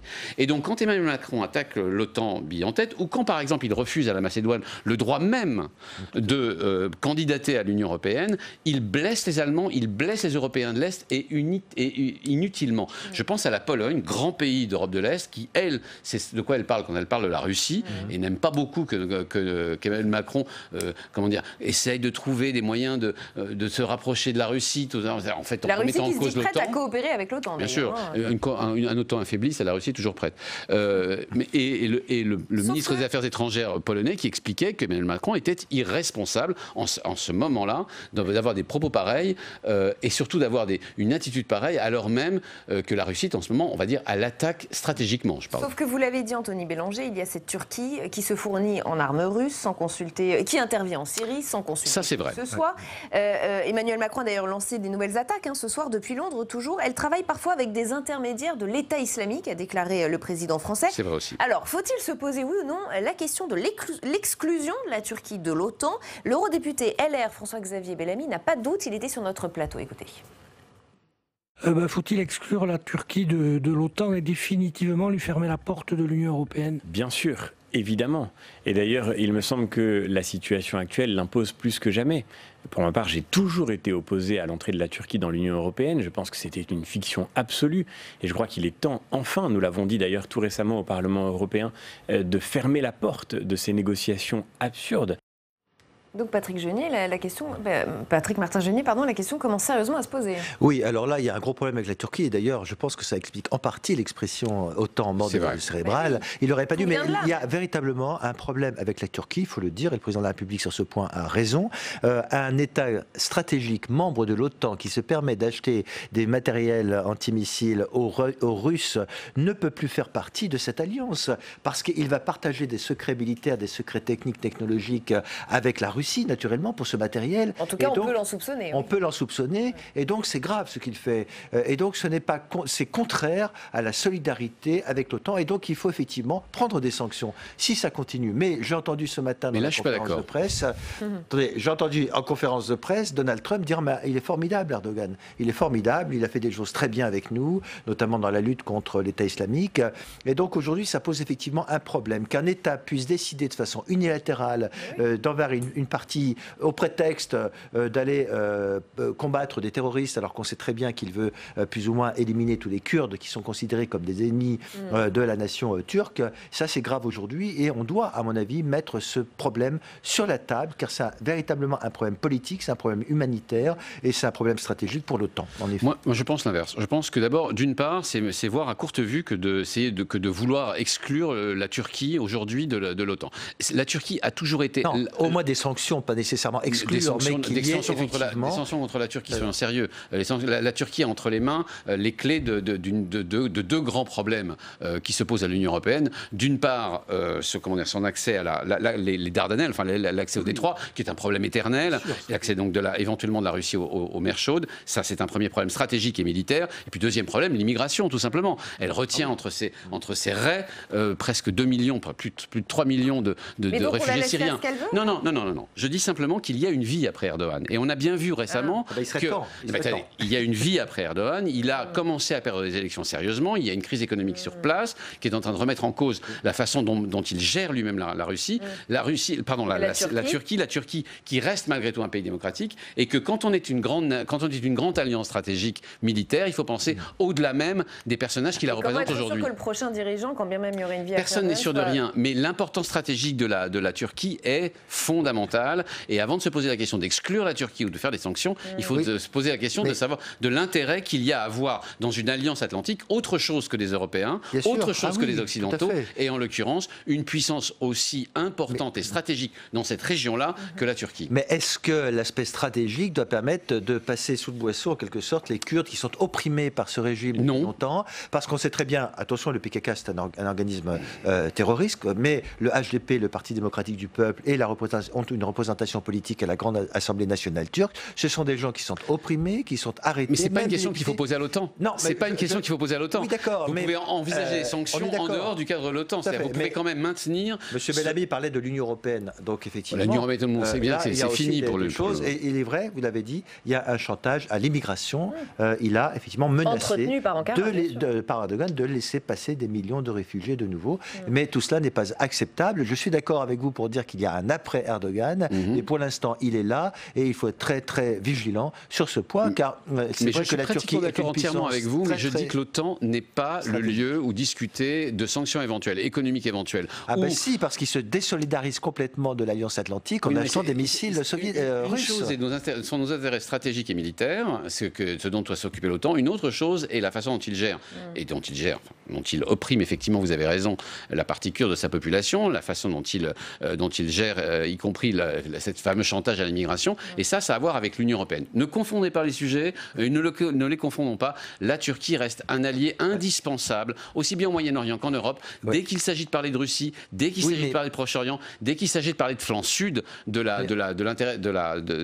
l'aspect militaire, en fait, de notre protection mutuelle. On est bien d'accord, mais Emmanuel Macron a parlé de l'article 5 du traité de l'OTAN. Ça veut dire que quelqu'un a violé ce traité en attaquant unilatéralement cette partie de la Syrie, et par conséquent, aujourd'hui, si la Turquie était attaquée à son tour, est-ce que l'article 5 fonctionnerait, c'est-à-dire la solidarité des autres membres de l'OTAN? Donc ça pose véritablement un problème institutionnel. Donc on n'exclut pas un allié de l'OTAN depuis 70 ans presque, plus même, depuis 70 ans, sur une question putative. On essaye de voir comment s'organise l'avenir, et surtout on parie qu'il y aura effectivement un après Erdogan, et probablement un après Erdogan que je prédis plus démocratique qu'on ne l'imagine. Allez, il nous reste quelques minutes pour aborder le dernier thème que je voudrais aborder avec vous. C'est ce sondage qui montre que les Français soutiennent l'opération Barkhane. Enquête IFOP pour la lettre de l'expansion réalisée après la mort des 13 militaires français. 58% des sondés se disent favorables, ou plutôt favorables, à la présence française sur le territoire malien pour lutter contre les mouvements islamistes armés.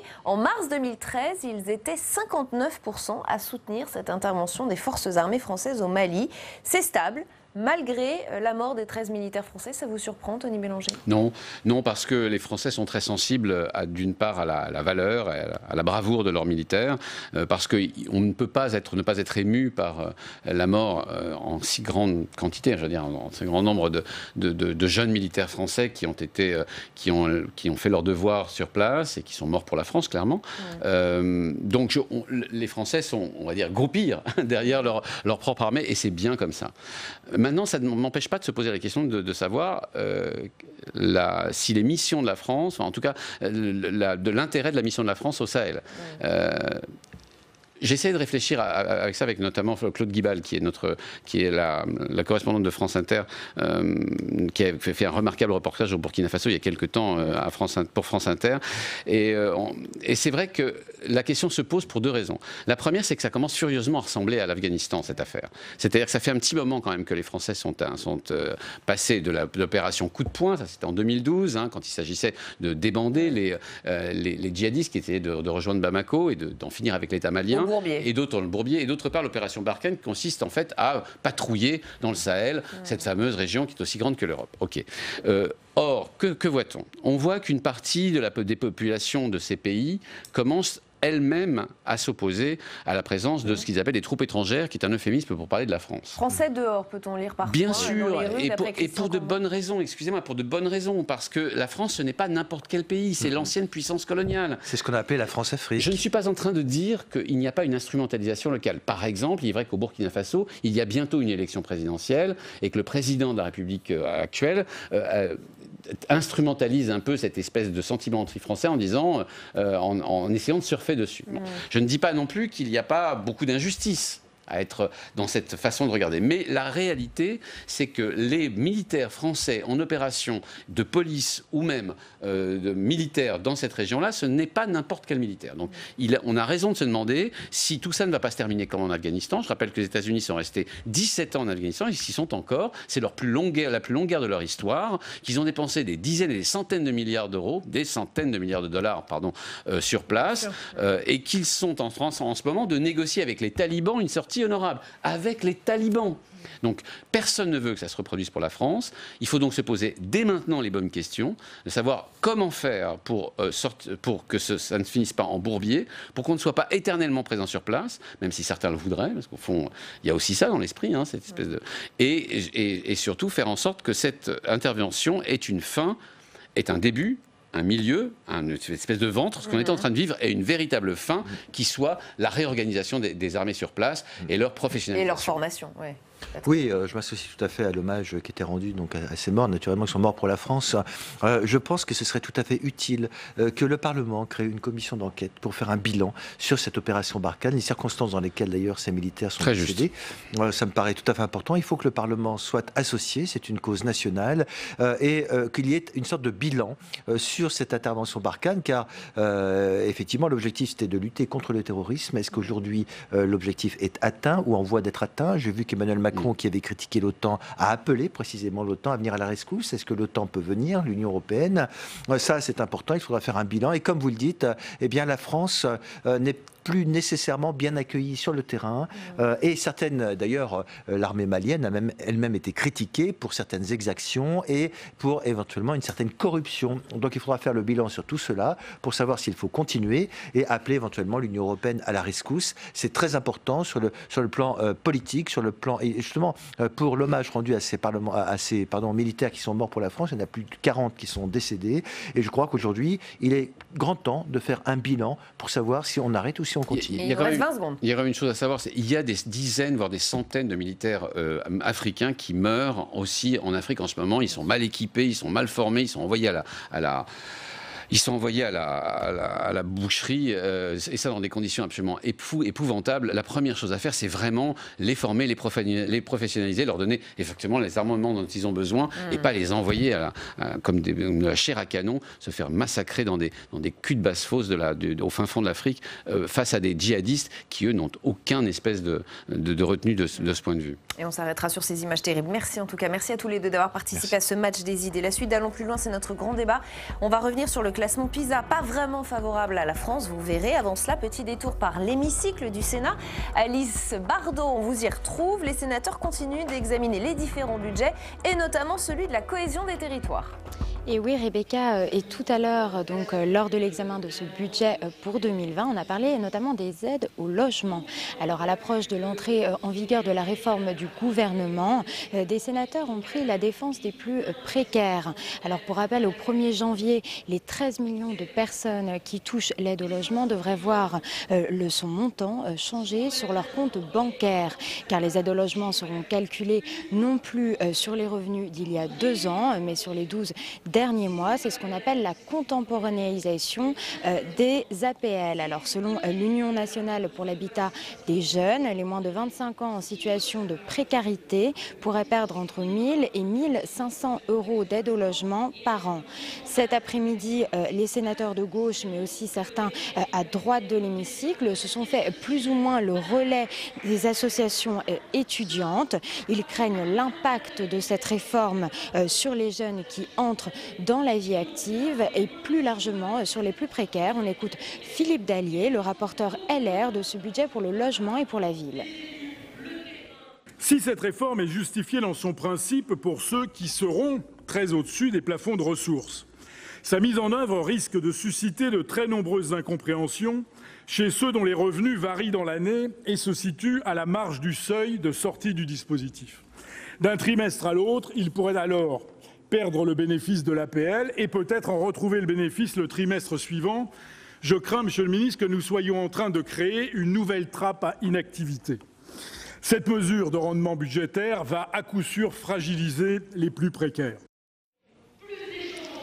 Alors une mesure de rendement budgétaire, car il faut savoir que cette réforme permet au gouvernement de faire 1,4 milliard d'économies. Et donc l'année prochaine, le budget consacré aux aides au logement sera en baisse. Une baisse qui vient s'ajouter, rappelons-le, à une autre baisse des APL intervenue au début du quinquennat d'Emmanuel Macron, comme l'a rappelé la socialiste Anne Guillemot. Le président de la République a reconnu la semaine dernière traîner comme un boulet la baisse de 5 € des APL. Passons, a-t-il dit, cela a été fait. Ben non, nous ne passons pas, Monsieur le ministre, parce que le boulet, ce n'est pas le président de la République qui le traîne, ce sont tous ceux qui, le 20 du mois, n'arrivent pas à joindre les deux bouts. Mais le ministre Julien Denormandie a assuré les sénateurs que le nouveau système sera plus protecteur car le montant des APL sera recalculé tous les 3 mois et non plus tous les ans, ce qui permettrait de s'adapter au changement de situation, je cite, en temps réel. Ces arguments ont convaincu une majorité de sénateurs et notamment à droite de l'hémicycle qui n'ont pas voté en faveur d'un régime dérogatoire pour les moins de 25 ans comme proposé par plusieurs sénateurs de gauche. Voilà donc Rebecca pour tout ce que je pouvais vous dire sur les débats qui ont eu lieu tout à l'heure dans l'hémicycle sur ce sujet. Merci beaucoup Alice Bardot dans l'hémicycle du Sénat pour nous. Place à notre grand débat. On va revenir sur ce classement PISA toujours très regardé, plusieurs enseignements. Les élèves français sont dans la moyenne, bon, mais encore une fois, les inégalités sont criantes selon leur milieu. Fait-on vraiment tout ce qu'il faut pour stopper cette tendance? On va ouvrir le débat avec nos invités dans un instant, juste après les explications de Sandra Cerquera.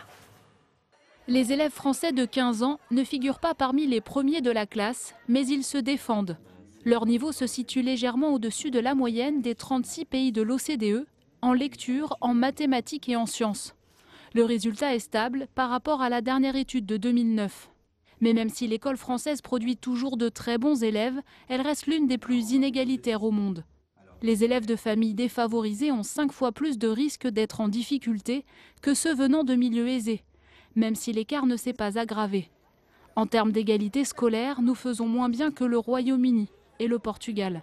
Le système scolaire français fait que quand vous êtes dans un collège en difficulté, vous êtes ensuite dans un lycée en difficulté et vous avez ensuite les plus grandes peines du monde à accéder à l'enseignement supérieur.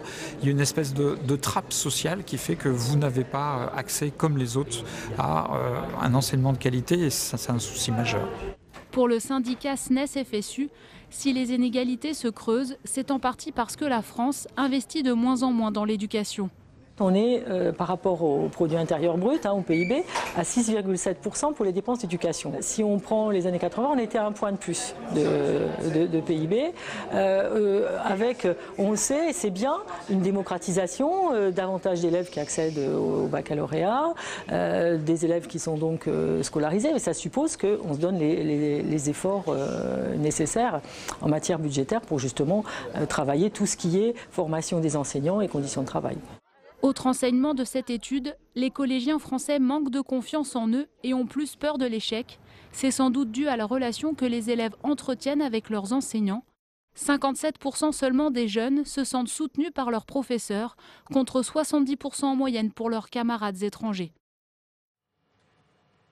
Et avec nous pour le grand débat ce soir, Françoise Cartron, bienvenue. Vous êtes sénatrice La République En Marche de la Gironde, ancienne directrice d'école, et vous avez été membre du Conseil national d'évaluation du système scolaire. Jean-Raymond Hugonet, bienvenue à vous également. Sénateur LR de l'Essonne, membre de la Commission de la Culture, de l'Éducation et de la Communication. Éric Charbonnier, bienvenue. Bonsoir. Vous êtes analyste à la direction de l'éducation de l'OCDE, qui publie donc ce classement PISA dont on parle ce soir. Et Claire Crépert, bienvenue. Bonsoir. Vous êtes responsable national des syndicats enseignants de l'UNSA. Merci à tous les quatre d'être ici. La question des inégalités, je voudrais qu'on y revienne dans un deuxième temps, mais je voudrais d'abord un premier tour de table sur ce classement. Éric Charbonnier, les élèves français sont légèrement au-dessus de la moyenne mondiale. C'est stable. Vous diriez que c'est bien, que c'est moyen, que c'est médiocre? Je vais mettre une note non, mais honorable. On a un honorable, d'accord, par rapport au classement précédent. C'est pas aussi catastrophique que ce qu'on entend, ce qu'on peut lire souvent, qu'on a le pire système d'éducation après avoir cru qu'on avait le meilleur. La France est moyenne et tous les 3 ans, on est dans cette situation avec, encore une fois, on parlera des inégalités tout à l'heure, mais le classement lui-même n'est pas si alarmant que ça. C'est plus les détails du classement qui nous posent des questions. Et vous, Claire Crépert, ce classement, il vous inspire quoi? Plutôt de l'inquiétude ou vous vous dites, bon... Oui, on rejoint ce qui vient d'être dit par M. Charbonnier. Il y a une forme peut-être de, j'allais dire presque de soulagement, parce qu'on avait eu quand même plusieurs fois des résultats PISA qui montraient une baisse assez conséquente des résultats de nos élèves. Et donc là, il y a une forme de stabilité qui est presque un soulagement parce que c'est moins pire que prévu. Voilà, avec les résultats PISA, on avait l'habitude d'entendre un discours très très négatif sur notre école, et ça c'est déjà un petit peu mieux de ce point de vue-là. On va en prendre un petit peu moins dans la figure, si je le dis un peu familièrement. En revanche, on est très très inquiet sur le fait qu'on n'est pas capable de réduire les inégalités entre les élèves. Et on va y venir, c'est promis. Et on y reviendra bien sûr, c'est ce qui frappe le plus. Françoise Cartron, c'est vrai que ce gouvernement a déjà opéré des petits changements, avec notamment le dédoublement des classes de CP et de CE1. Est-ce que vous vous dites, du coup, on va sur la bonne voie? Ou évidemment, on n'en voit pas encore les effets, on les verra aux environs de 2030, je crois. Exactement. C'est ça. Voilà, c'est 15 ans PISA, donc il faut une dizaine d'années avant de voir les effets de ce genre de politique. Alors il faut être honnête, quand même, le gouvernement précédent avait commencé à mettre la priorité sur l'enseignement primaire. On a été des années et des années où on avait quand même les crédits étaient massivement alloués à l'enseignement secondaire. Pour l'enseignement primaire, on était en deçà de l'investissement que pouvaient faire les autres pays.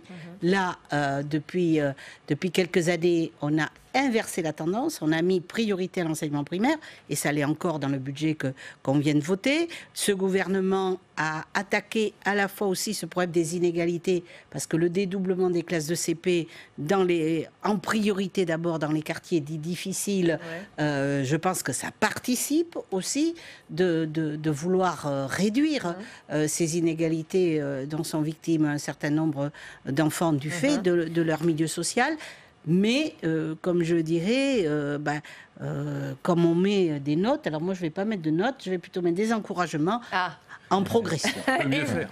En progression. Peut mieux faire. Progression. Absolument, regardez, c'est le titre de notre bloc, mais peut mieux faire. C'est votre avis aussi? Non, alors, c'est un peu le monde à l'envers, parce que Françoise Cartron, avec beaucoup de prudence, dit le mouvement était engagé avant, parlons clair. C'est depuis que Jean-Michel Blanquer est au gouvernement que les choses évoluent.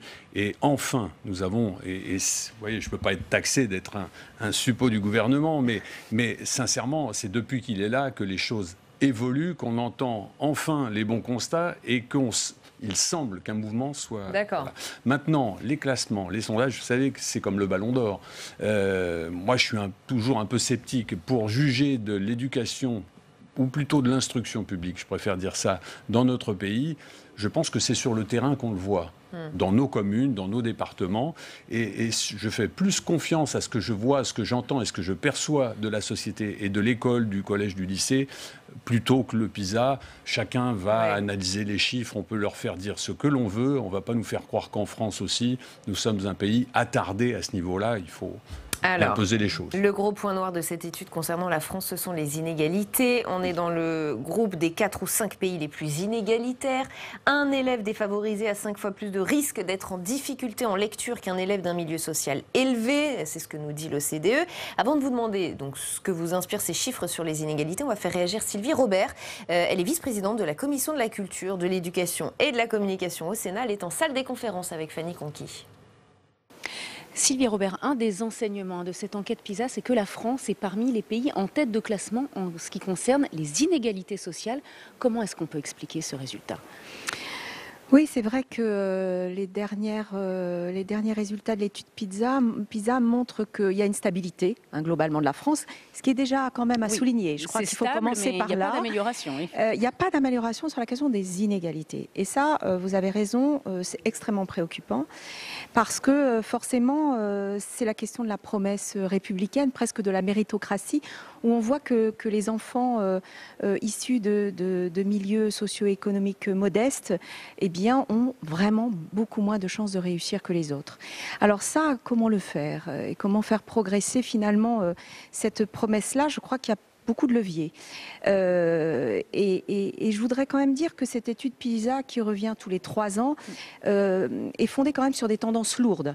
On sait bien que finalement presque c'est sur 10 ans qu'on doit observer les évolutions. Donc c'est important de le préciser comme ça parce que c'est pas un coup de baguette magique qu'on peut forcément tout transformer. Ceci étant, forcément la question de l'égalité et de l'équité territoriale est un vrai sujet. Il y a la question de la mixité aussi au sein même des établissements. Absolument. D'abord, il y a la question de la mixité sociale. La mixité sociale, elle ne se décrète pas. Elle se travaille parce qu'il y a beaucoup de leviers à actionner. La question du logement, la question de l'aménagement forcément des villes. Peut-être aussi la question de la carte scolaire. Mais aussi cette idée qu'à un moment, on puisse, dans un certain nombre de quartiers, favoriser justement des enseignements qui soient de nature à pouvoir travailler sur cette mixité parce que on a encore cette, je dirais, dans notre pays ancrée la question des filières professionnelles ou techniques. Donc c'est une question un peu culturelle aussi selon vous ? C'est une question culturelle et c'est une question de réalité. Donc il faut changer ça. Il y a forcément en termes de globalement de fondement culturel des choses importantes ancrées, mais il y a plein de leviers à actionner. Et ça c'est la revalorisation de ces filières et de ces métiers, la question de la formation des enseignants, la question de la revalorisation aussi des métiers des enseignants, la question du nombre d'élèves par classe aussi dans les petites classes, ce que fait déjà d'ailleurs a commencé absolument, qui est en cours. Donc espérons qu'elle porte ses fruits dans plusieurs années. Il y a beaucoup de leviers à actionner, mais je dirais que c'est une question tellement importante parce que c'est toute notre société qui est interrogée. Et lorsque se pose la question éducative sur le registre des inégalités, c'est la question des inégalités globales tout entière dans une société qui se pose. Et ça, c'est un vrai sujet de société. Et ça, c'est vraiment préoccupant. Merci Sylvie Robert d'avoir répondu à mes questions. Merci beaucoup Fanny-Claire Crépert, vous vouliez réagir ? Oui, avant de revenir sur la question des inégalités, il y a quelque chose qui nous frappe, c'est le zapping politique auquel l'école a été confrontée. On a quand même eu 7 ministres et 2 alternances en 10 ans. Et un zapping aussi bien au niveau des programmes que des méthodes, que du discours en direction des enseignants, la façon dont ils doivent travailler, qui a beaucoup déstabilisé l'école. On avait fragilisé les enseignants. On avait 4 jours et demi qui avaient été promus pour essayer de mieux répondre aux difficultés des élèves. On est revenu très brutalement à la semaine de 4 jours. On a changé les programmes. Les élèves qui sont maintenant interrogés sur PISA là, sont ceux qui ont connu les programmes de 2008, c'est-à-dire des programmes très centrés sur les fondamentaux et sur les mécanismes, l'apprentissage du mécanisme de la lecture plus que sur la compréhension. Donc pour vous, potentiellement, ce zapping politique, c'est un facteur d'explication. Mais il nous semble, enfin bon, on fait dire beaucoup de choses à PISA en fonction de ce qu'on a envie de lui faire dire, mais il nous semble quand même que dans les pays où on a eu une constance dans la politique, on a pu parvenir à des résultats. Nous, on a le sentiment qu'on n'a même pas eu le temps de faire vivre une réforme, qu'elle est déjà remise en question par le successeur. Que ce soit la réforme du collège, quand M. Blanquer est arrivé, ça aussi, que ce soit la réforme des rythmes ou d'autres. En tout cas, ça n'aide pas les enseignants à se sentir sereins et à travailler sereinement dans leur classe, c'est sûr. Puis on a perdu beaucoup de temps. Il y a eu une remise en question du test PISA en France dès le début. C'est vrai qu'on ne peut pas tout faire dire au classement, mais malgré tout, ce qu'on voit dans PISA, toutes les études nationales vous montrent exactement la même chose, notamment sur les inégalités. Et le message de PISA qui est intéressant, c'est de se comparer aux autres. C'est de voir justement que les inégalités ne sont pas une fatalité. Il y a beaucoup de pays qui ont baissé les bras, ou nous, les critiques qu'on nous a fait quand on a présenté les premiers résultats de PISA, c'est vous parlez de la Finlande, mais c'est un petit pays, c'est pas comparable à la France, donc le sujet des inégalités n'est pas intéressant en Finlande. Voilà, on peut parler du Royaume-Uni aujourd'hui, qui est un exemple de pays qui a beaucoup investi dans la petite enfance, sur la formation des enseignants, sur l'investissement dans les zones défavorisées dès le premier niveau, et puis on voit des progrès au fil du temps. C'est ça l'intérêt de PISA. On a trop parlé des classements, mais on voit beaucoup de choses. On voit que nos élèves sont plutôt heureux à l'école, mais qu'il y a un climat de discipline qui s'est dégradé dans les écoles. Oui, parce que, alors justement, je l'ai noté, ce point intéressant de l'étude, si on peut y revenir quelques secondes, c'est effectivement le problème de la discipline. 1 jeune sur 2 évoque du chahut dans la plupart des cours, contre seulement 1 sur 3 en moyenne dans les pays de l'OCDE. Et j'imagine que ça se passe aussi dans des quartiers potentiellement défavorisés, ce chahut. Oui, ça se passe plus dans des quartiers défavorisés, mais... Donc là aussi, inégalité. Ça se passe partout. Ça se passe partout. Là, encore une fois, vous avez des statistiques, c'est ce qu'on montre. Les statistiques, moi je veux bien, les statistiques. Pas, mais non, c'est pas que j'y crois pas. Moi, je suis sur le terrain. Et j'ai la chance d'être... Nous aussi, on va sur le terrain. Oui, mais là, pour l'instant, vous parlez des statistiques. Moi, je vous dis quelque chose, c'est qu'aujourd'hui, clairement, l'instruction publique, elle est au niveau de la société. C'est-à-dire qu'on est tous à constater que les inégalités se creusent. On le sait. On le sait très bien, alors qu'on a essayé de lutter contre ça.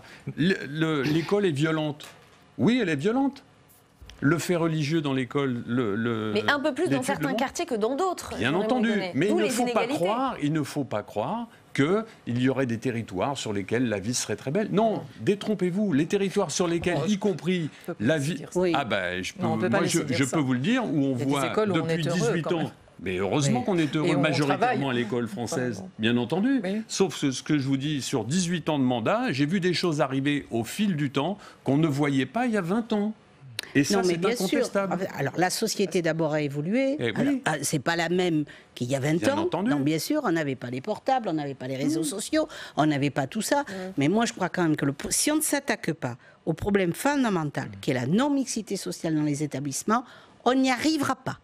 Moi, ça fait depuis 2012 que j'ai produit un rapport pour alerter sur ce danger de la non-mixité sociale. Et alors, comment on fait ? Comment on fait ? Il faut être beaucoup plus dirigiste. Et voyez, à Toulouse, ils ont pris le taureau par les cornes. C'est-à-dire qu'il y a un certain nombre d'établissements qui sont, il faut le dire, il y a des établissements ghettos. Oui, ces établissements-là, il faut les faire éclater. Il faut permettre et répartir les enfants dans différents que les enfants puissent aller se mélanger aux autres dans d'autres établissements, qu'il n'ait pas le sentiment d'être assigné à un territoire, à un type d'établissement scolaire qui forcément a de moins bons résultats et qui leur font intégrer qu'ils ont moins d'ambition. Et ça, je trouve que c'est terrible. Moi, je suis allée dans les établissements autour de Stein et en Seine-Saint-Denis. Quand je vais discuter avec ces jeunes en leur disant « tu vas aller à quel lycée ?» Bon, mettons, il y a 3 ou 4 lycées autour. Ah non, celui-là, il n'est pas pour moi. Celui-là, c'est pour les Bourges. Voilà. Donc, ils commencent à rabaisser leurs ambitions dans ce qui est l'orientation. Ils intègrent que quelque part, ils ne sont pas égaux. On est quand même dans un pays où l'égalité, c'est un des fondamentaux. Et donc, eux-mêmes se mettent des barrières. Et on a vu qu'aujourd'hui, ces barrières aussi, elles sont dans le monde rural. Où dans le monde rural, il y a moins d'ambition parce que les élèves restent sur le parcours. Ça s'appelle de l'aménagement du territoire, avant Alors, tout. c'est même pas de l'aménagement. Alors, Si, parce qu'ils sont issus d'où? Oui, non, mais il faut qu'ils puissent, et moi je crois qu'il y a une autre politique, c'est mener une politique forte des internats pour que les enfants des territoires ruraux, il ne faut pas qu'ils restent forcément dans le lycée qui est à proximité, parce qu'ils peuvent avoir envie de faire une formation qui se fait à 150 km. Il faut qu'on développe de ces internats, qui sont des internats éducatifs au bon sens du terme, c'est-à-dire qui offrent une offre éducative et qui leur permettent que ce n'est pas le nombre de kilomètres qui va déterminer ce que sera leur orientation. Non, c'est clair qu'il faut agir sur la mixité sociale. Il faut aussi donner davantage de qualité dans ces établissements. On se rend compte que nos enseignants déclarent être mal préparés pour gérer des classes de plus en plus hétérogènes, pour faire face à des classes multiculturelles. Ils déclarent qu'ils sont mal préparés sur le volet pédagogique du métier. Donc il y a un véritable souci de formation. Et l'exemple du Portugal est très intéressant. On en a beaucoup parlé. Il y a eu une véritable progression avec un investissement dans les zones défavorisées et puis une implication des acteurs sociaux. C'est-à-dire qu'il n'y a pas que l'école qui doit être en charge de lutter contre les inégalités. D'accord, les éducateurs. Au Portugal, les éducateurs viennent à l'intérieur des écoles. Ils peuvent être assistants d'enseignants, ils ne les remplacent pas. Ils sont là pour les aider, ils sont là pour créer du lien entre les familles et l'école. Parce que c'est ça aussi. La dégradation et l'augmentation des inégalités, c'est une perte du lien social et du lien entre les familles et leurs écoles. Il y a d'autres bons élèves à part le Portugal? Oui, en Estonie. L'Estonie, mais l'Estonie, c'est un pays d'1,5 million. Donc c'est vrai que c'est intéressant en termes de terreau d'expérimentation. On expérimente beaucoup, on évalue les réformes. Voilà, citons le Royaume-Uni pour vraiment avoir un axe de comparaison. Le Canada, on voit bien que dans ces pays-là, les enseignants sont bien préparés, sont mieux valorisés qu'en France aussi, en termes de salaire, mais aussi en termes d'évolution de carrière. Et je crois qu'on a beaucoup de leviers à activer. Et aujourd'hui, ce qu'on attendrait d'un ministre de l'Éducation ou d'un président de la République un jour, c'est vraiment porter la réforme du métier d'enseignant. C'est aussi, si on n'améliore pas la qualité de nos enseignants, on aura du mal à réduire les inégalités, quelles que soient les réformes qu'on fait. C'est une question importante, la formation professionnelle des enseignants, qui va de pair avec l'attractivité du métier. Clairement, en France, être enseignant, ça n'est pas un choix, ce n'est pas un premier choix pour la majorité des étudiants qui sont recrutés tardivement, puisque maintenant ça sera M1, M2, même le concours sera fin de M2, donc on sera à Bac+5. Et des étudiants qui vont jusqu'à Bac+5 ont rarement envie de devenir enseignants comme première orientation. Du coup, il est très compliqué de construire une formation qui démarre très vite, en fait très tôt, et qui les professionnalise au fil de ce passage à l'université. C'est particulièrement vrai pour les enseignants du second degré. Les enseignants du collège sont pour la plupart des enseignants qui ont un master disciplinaire et qui deviennent enseignants avec une formation très courte, sur un stage, une année de stage d'1 an, fortement insuffisante pour en plus être nommés en première nomination dans les établissements les plus sensibles et les plus difficiles. Et c'est un choix par défaut ou par et donc il faut revoir complètement la façon dont on pense le métier d'enseignant et dont on pense son attractivité pour attirer de bons étudiants qui auront envie de se former dès le début de leur passage à l'université au métier d'enseignant. Pour l'instant, on y est vraiment, mais alors vraiment pas. Ça recoupe un des angles morts de la politique de Jean-Michel Blanquer, malheureusement, j'allais dire. C'est le recours de plus en plus fréquent aux contractuels. Qui a été noté par la Cour des comptes. Et qui est une vraie stratégie. Qui est une vraie stratégie aussi. Donc il y a vraiment une suite logique avec ça. Oui, non, je crois qu'il faut revoir, moi je crois qu'il va falloir revoir à la fois le système de formation, parce que ces SP qui ont été créés, on est passé d'un système où pendant 4 ou 5 ans, on n'a plus de formation pour les enseignants. Il faut le rappeler, c'est le cas. Quand même, ça a été en même temps et qu'on a aussi enlevé une matinée de classe. Bon, donc c'est quand même, on veut que les enfants apprennent mieux en leur enlevant des heures d'enseignement. Bon, premier point. Deuxième point, il n'y avait plus de formation. On a remis une formation qui est très disciplinaire et très universitaire et qui n'apprend pas suffisamment le métier. avec le métier dans toute sa diversité. Parce qu'enseignant, c'est certes transmettre un savoir, mais c'est aussi savoir se comporter et comment on aborde certains enfants. Ils ne sont pas tous avec le même profil psychologique, ni voilà. Et tout ça, ils n'y sont pas préparés. Et ensuite, il faudra s'attaquer un jour aussi au système de nomination. Tant qu'on sera au barème, eh bien sûr, on pleurera tous les 4 matins en disant que c'est les plus jeunes et les plus inexpérimentés qui vont dans les postes les plus difficiles. Alors, ce classement et ça, PISA, c'est encore autre chose. Ce classement PISA, il a aussi des limites, vous l'avez un petit peu dit tout à l'heure. On va prendre l'exemple de la Chine. Elle est au top de ce classement. C'est vrai, loin, très loin devant nous. C'en est même complexant, écoutez. Notre étude PISA 2018 montre que les étudiants de 15 ans à Pékin, Shanghai, Guangzhou et Zhejiang ont de meilleurs résultats d'assez loin vis-à-vis de leurs pairs de tous les autres systèmes d'éducation participants en mathématiques et en sciences. Ils arrivent ex-aequo en lecture avec Singapour. Alors, on aurait presque envie de s'en inspirer, mais les jeunes Chinois sont loin devant nous. Mais à quel prix ? Selon une étude universitaire, 24% des jeunes shanghaïens auraient envisagé de se suicider. Raison invoquée pour 46% d'entre eux, la pression des études. Et Pékin prend tellement cette étude au sérieux et ces chiffres au sérieux qu'elle a lancé une réforme censée alléger la pression scolaire.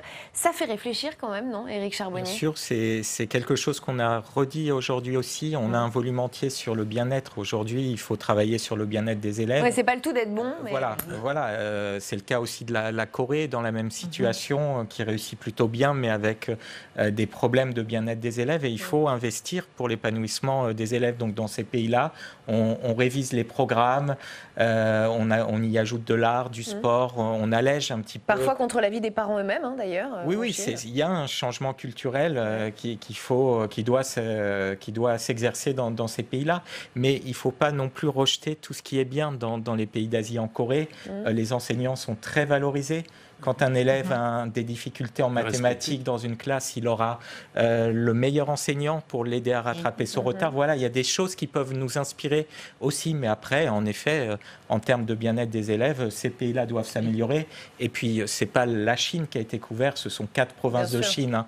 On voit bien, en général, la fracture entre grandes villes et villes rurales. Si vous regardez Londres par rapport à la périphérie, il y a des écarts de performance importants aussi. Mais du coup, on ne sait plus trop dans quel niveau de classement on a envie d'être, hein, après tout. On est moyen, mais on est peut-être plus heureux. On est moyen par rapport à quoi, encore une fois ? Ce sont des critères internationaux, l'OCDE. C'est très intéressant, ces travaux-là, mais ils viennent souvent, vous voyez, dans le classement horizontal s'accumuler. On est en France, excusez-moi de penser qu'on a le plus beau pays du monde par rapport à sa taille. Et je pense que l'on produit aussi, notamment dans des élites, qu'elles soient scientifiques, littéraires ou autres, nous sommes un pays qui éclaire encore un tout petit peu le monde. En tout cas, j'ai la prétention de le croire. Et pas dans les filières professionnelles. Alors, pas dans les filières professionnelles, dit, mais on a, dans l'OCDE, si vous voulez, moi je constate une chose, où on a à un moment dit qu'il fallait qu'un maximum d'enfants aient le bac.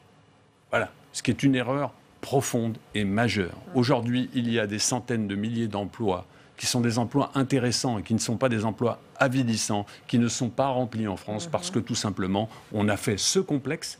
Et c'est une erreur d'orientation que l'on paye toujours cash aujourd'hui. Je reviens sur l'appréhension des matières. Je ne partage pas du tout votre point de vue. Hein. Mais alors vous aurez l'occasion de le dire dans un instant. C'est parce que le plateau a été très bien fait. Mais voilà, ne serait-ce que l'approche des matières. Quand on voit comment l'histoire, géographie est enseignée dans notre pays, on pleure. Ah oui. On pleure. Ce sont... Mais oui. Mon cœur saigne. Votre cœur saigne. Mais je ne dis pas. Attendez, vous l'avez dit tout à l'heure, quand on est ballotté d'une réforme auquel on ne comprend plus rien, moi j'ai avec mon épouse 2 enfants, je les ai vus passer, j'ai suivi ça de très près. Il y a des moments, je vous garantis, on a envie un peu de mettre les pieds dans le plat. Je m'en extrais bien évidemment parce que le professeur est maître et dans sa classe, et jamais je ne me serais avisé de dire quelque chose, mais je peux vous garantir que quand même, il ne faut pas s'étonner qu'il y ait des trous dans la raquette. Des critiques aussi sur les langues vivantes, hein, Claire Crépert. J'en parle même pas. Oui, alors... Là, j'en parle même pas. Bon, on va pas faire le débat sur l'enseignement des langues vivantes en France, parce qu'on pourrait... Oui. Il y a tellement de facteurs... Mais oui, vous l'avez dit d'ailleurs, la formation des profs, y compris culturels et sociétaux. Donc on va pas entrer dans ce débat-là. Mais en tout cas, nous pensons qu'un niveau de qualification élevé ne peut que bénéficier à notre pays. Et des citoyens éclairés, ce sont aussi des citoyens qui ont pu être scolairement éduqués le plus longtemps possible. Nous ne pensons pas que ce soit une erreur d'avoir voulu 80% d'élèves au niveau du bac. Nous pensons d'ailleurs que l'économie française s'en est très bien portée de cette montée des qualifications. Il vaut mieux entendre ça que d'être sourd. Hein. Non, mais il nous reste 40 secondes. Et personne n'empêche un bachelier d'exercer un métier dans l'artisanat et d'y réussir pleinement. Bien sûr. Franchement. Sans être bachelier, moi je crois que quand même, il faut aussi regarder que le monde a changé et que les métiers sont de plus en plus complexes. Et que ce n'est pas... on ne pouvait pas... Regardez les métiers maintenant, garagiste ou autre, c'est tout à commande numérique. Oui. Si vous n'avez pas un minimum, justement, d'élévation du niveau ancien d'abstraction, mais c'est ça qui était visé. Ce qui était visé, c'est de donner un niveau de conceptualisation et de réflexion on n'a pas anticipé nécessaire. l'ère numérique qui arrivait. Le concept était louable, mais les résultats étaient un échec. Je crois qu'il ne faut pas revenir en arrière. C'est vrai qu'on a une élite, qu'on a des filières prestigieuses qu'il ne faut pas se flageller, mais on a oublié nos filières professionnelles qui sont comme une voie de garage. Et on s'arrêtera là-dessus. Merci beaucoup. Merci à tous les quatre d'avoir participé à ce grand débat. Demain, vous retrouvez Oriane Mancini à 7h30, comme tous les jours. Dans Bonjour chez vous, son invité politique sera Laurent Hénart, maire de Nancy, président du mouvement radical. Très bonne soirée sur Public Sénat.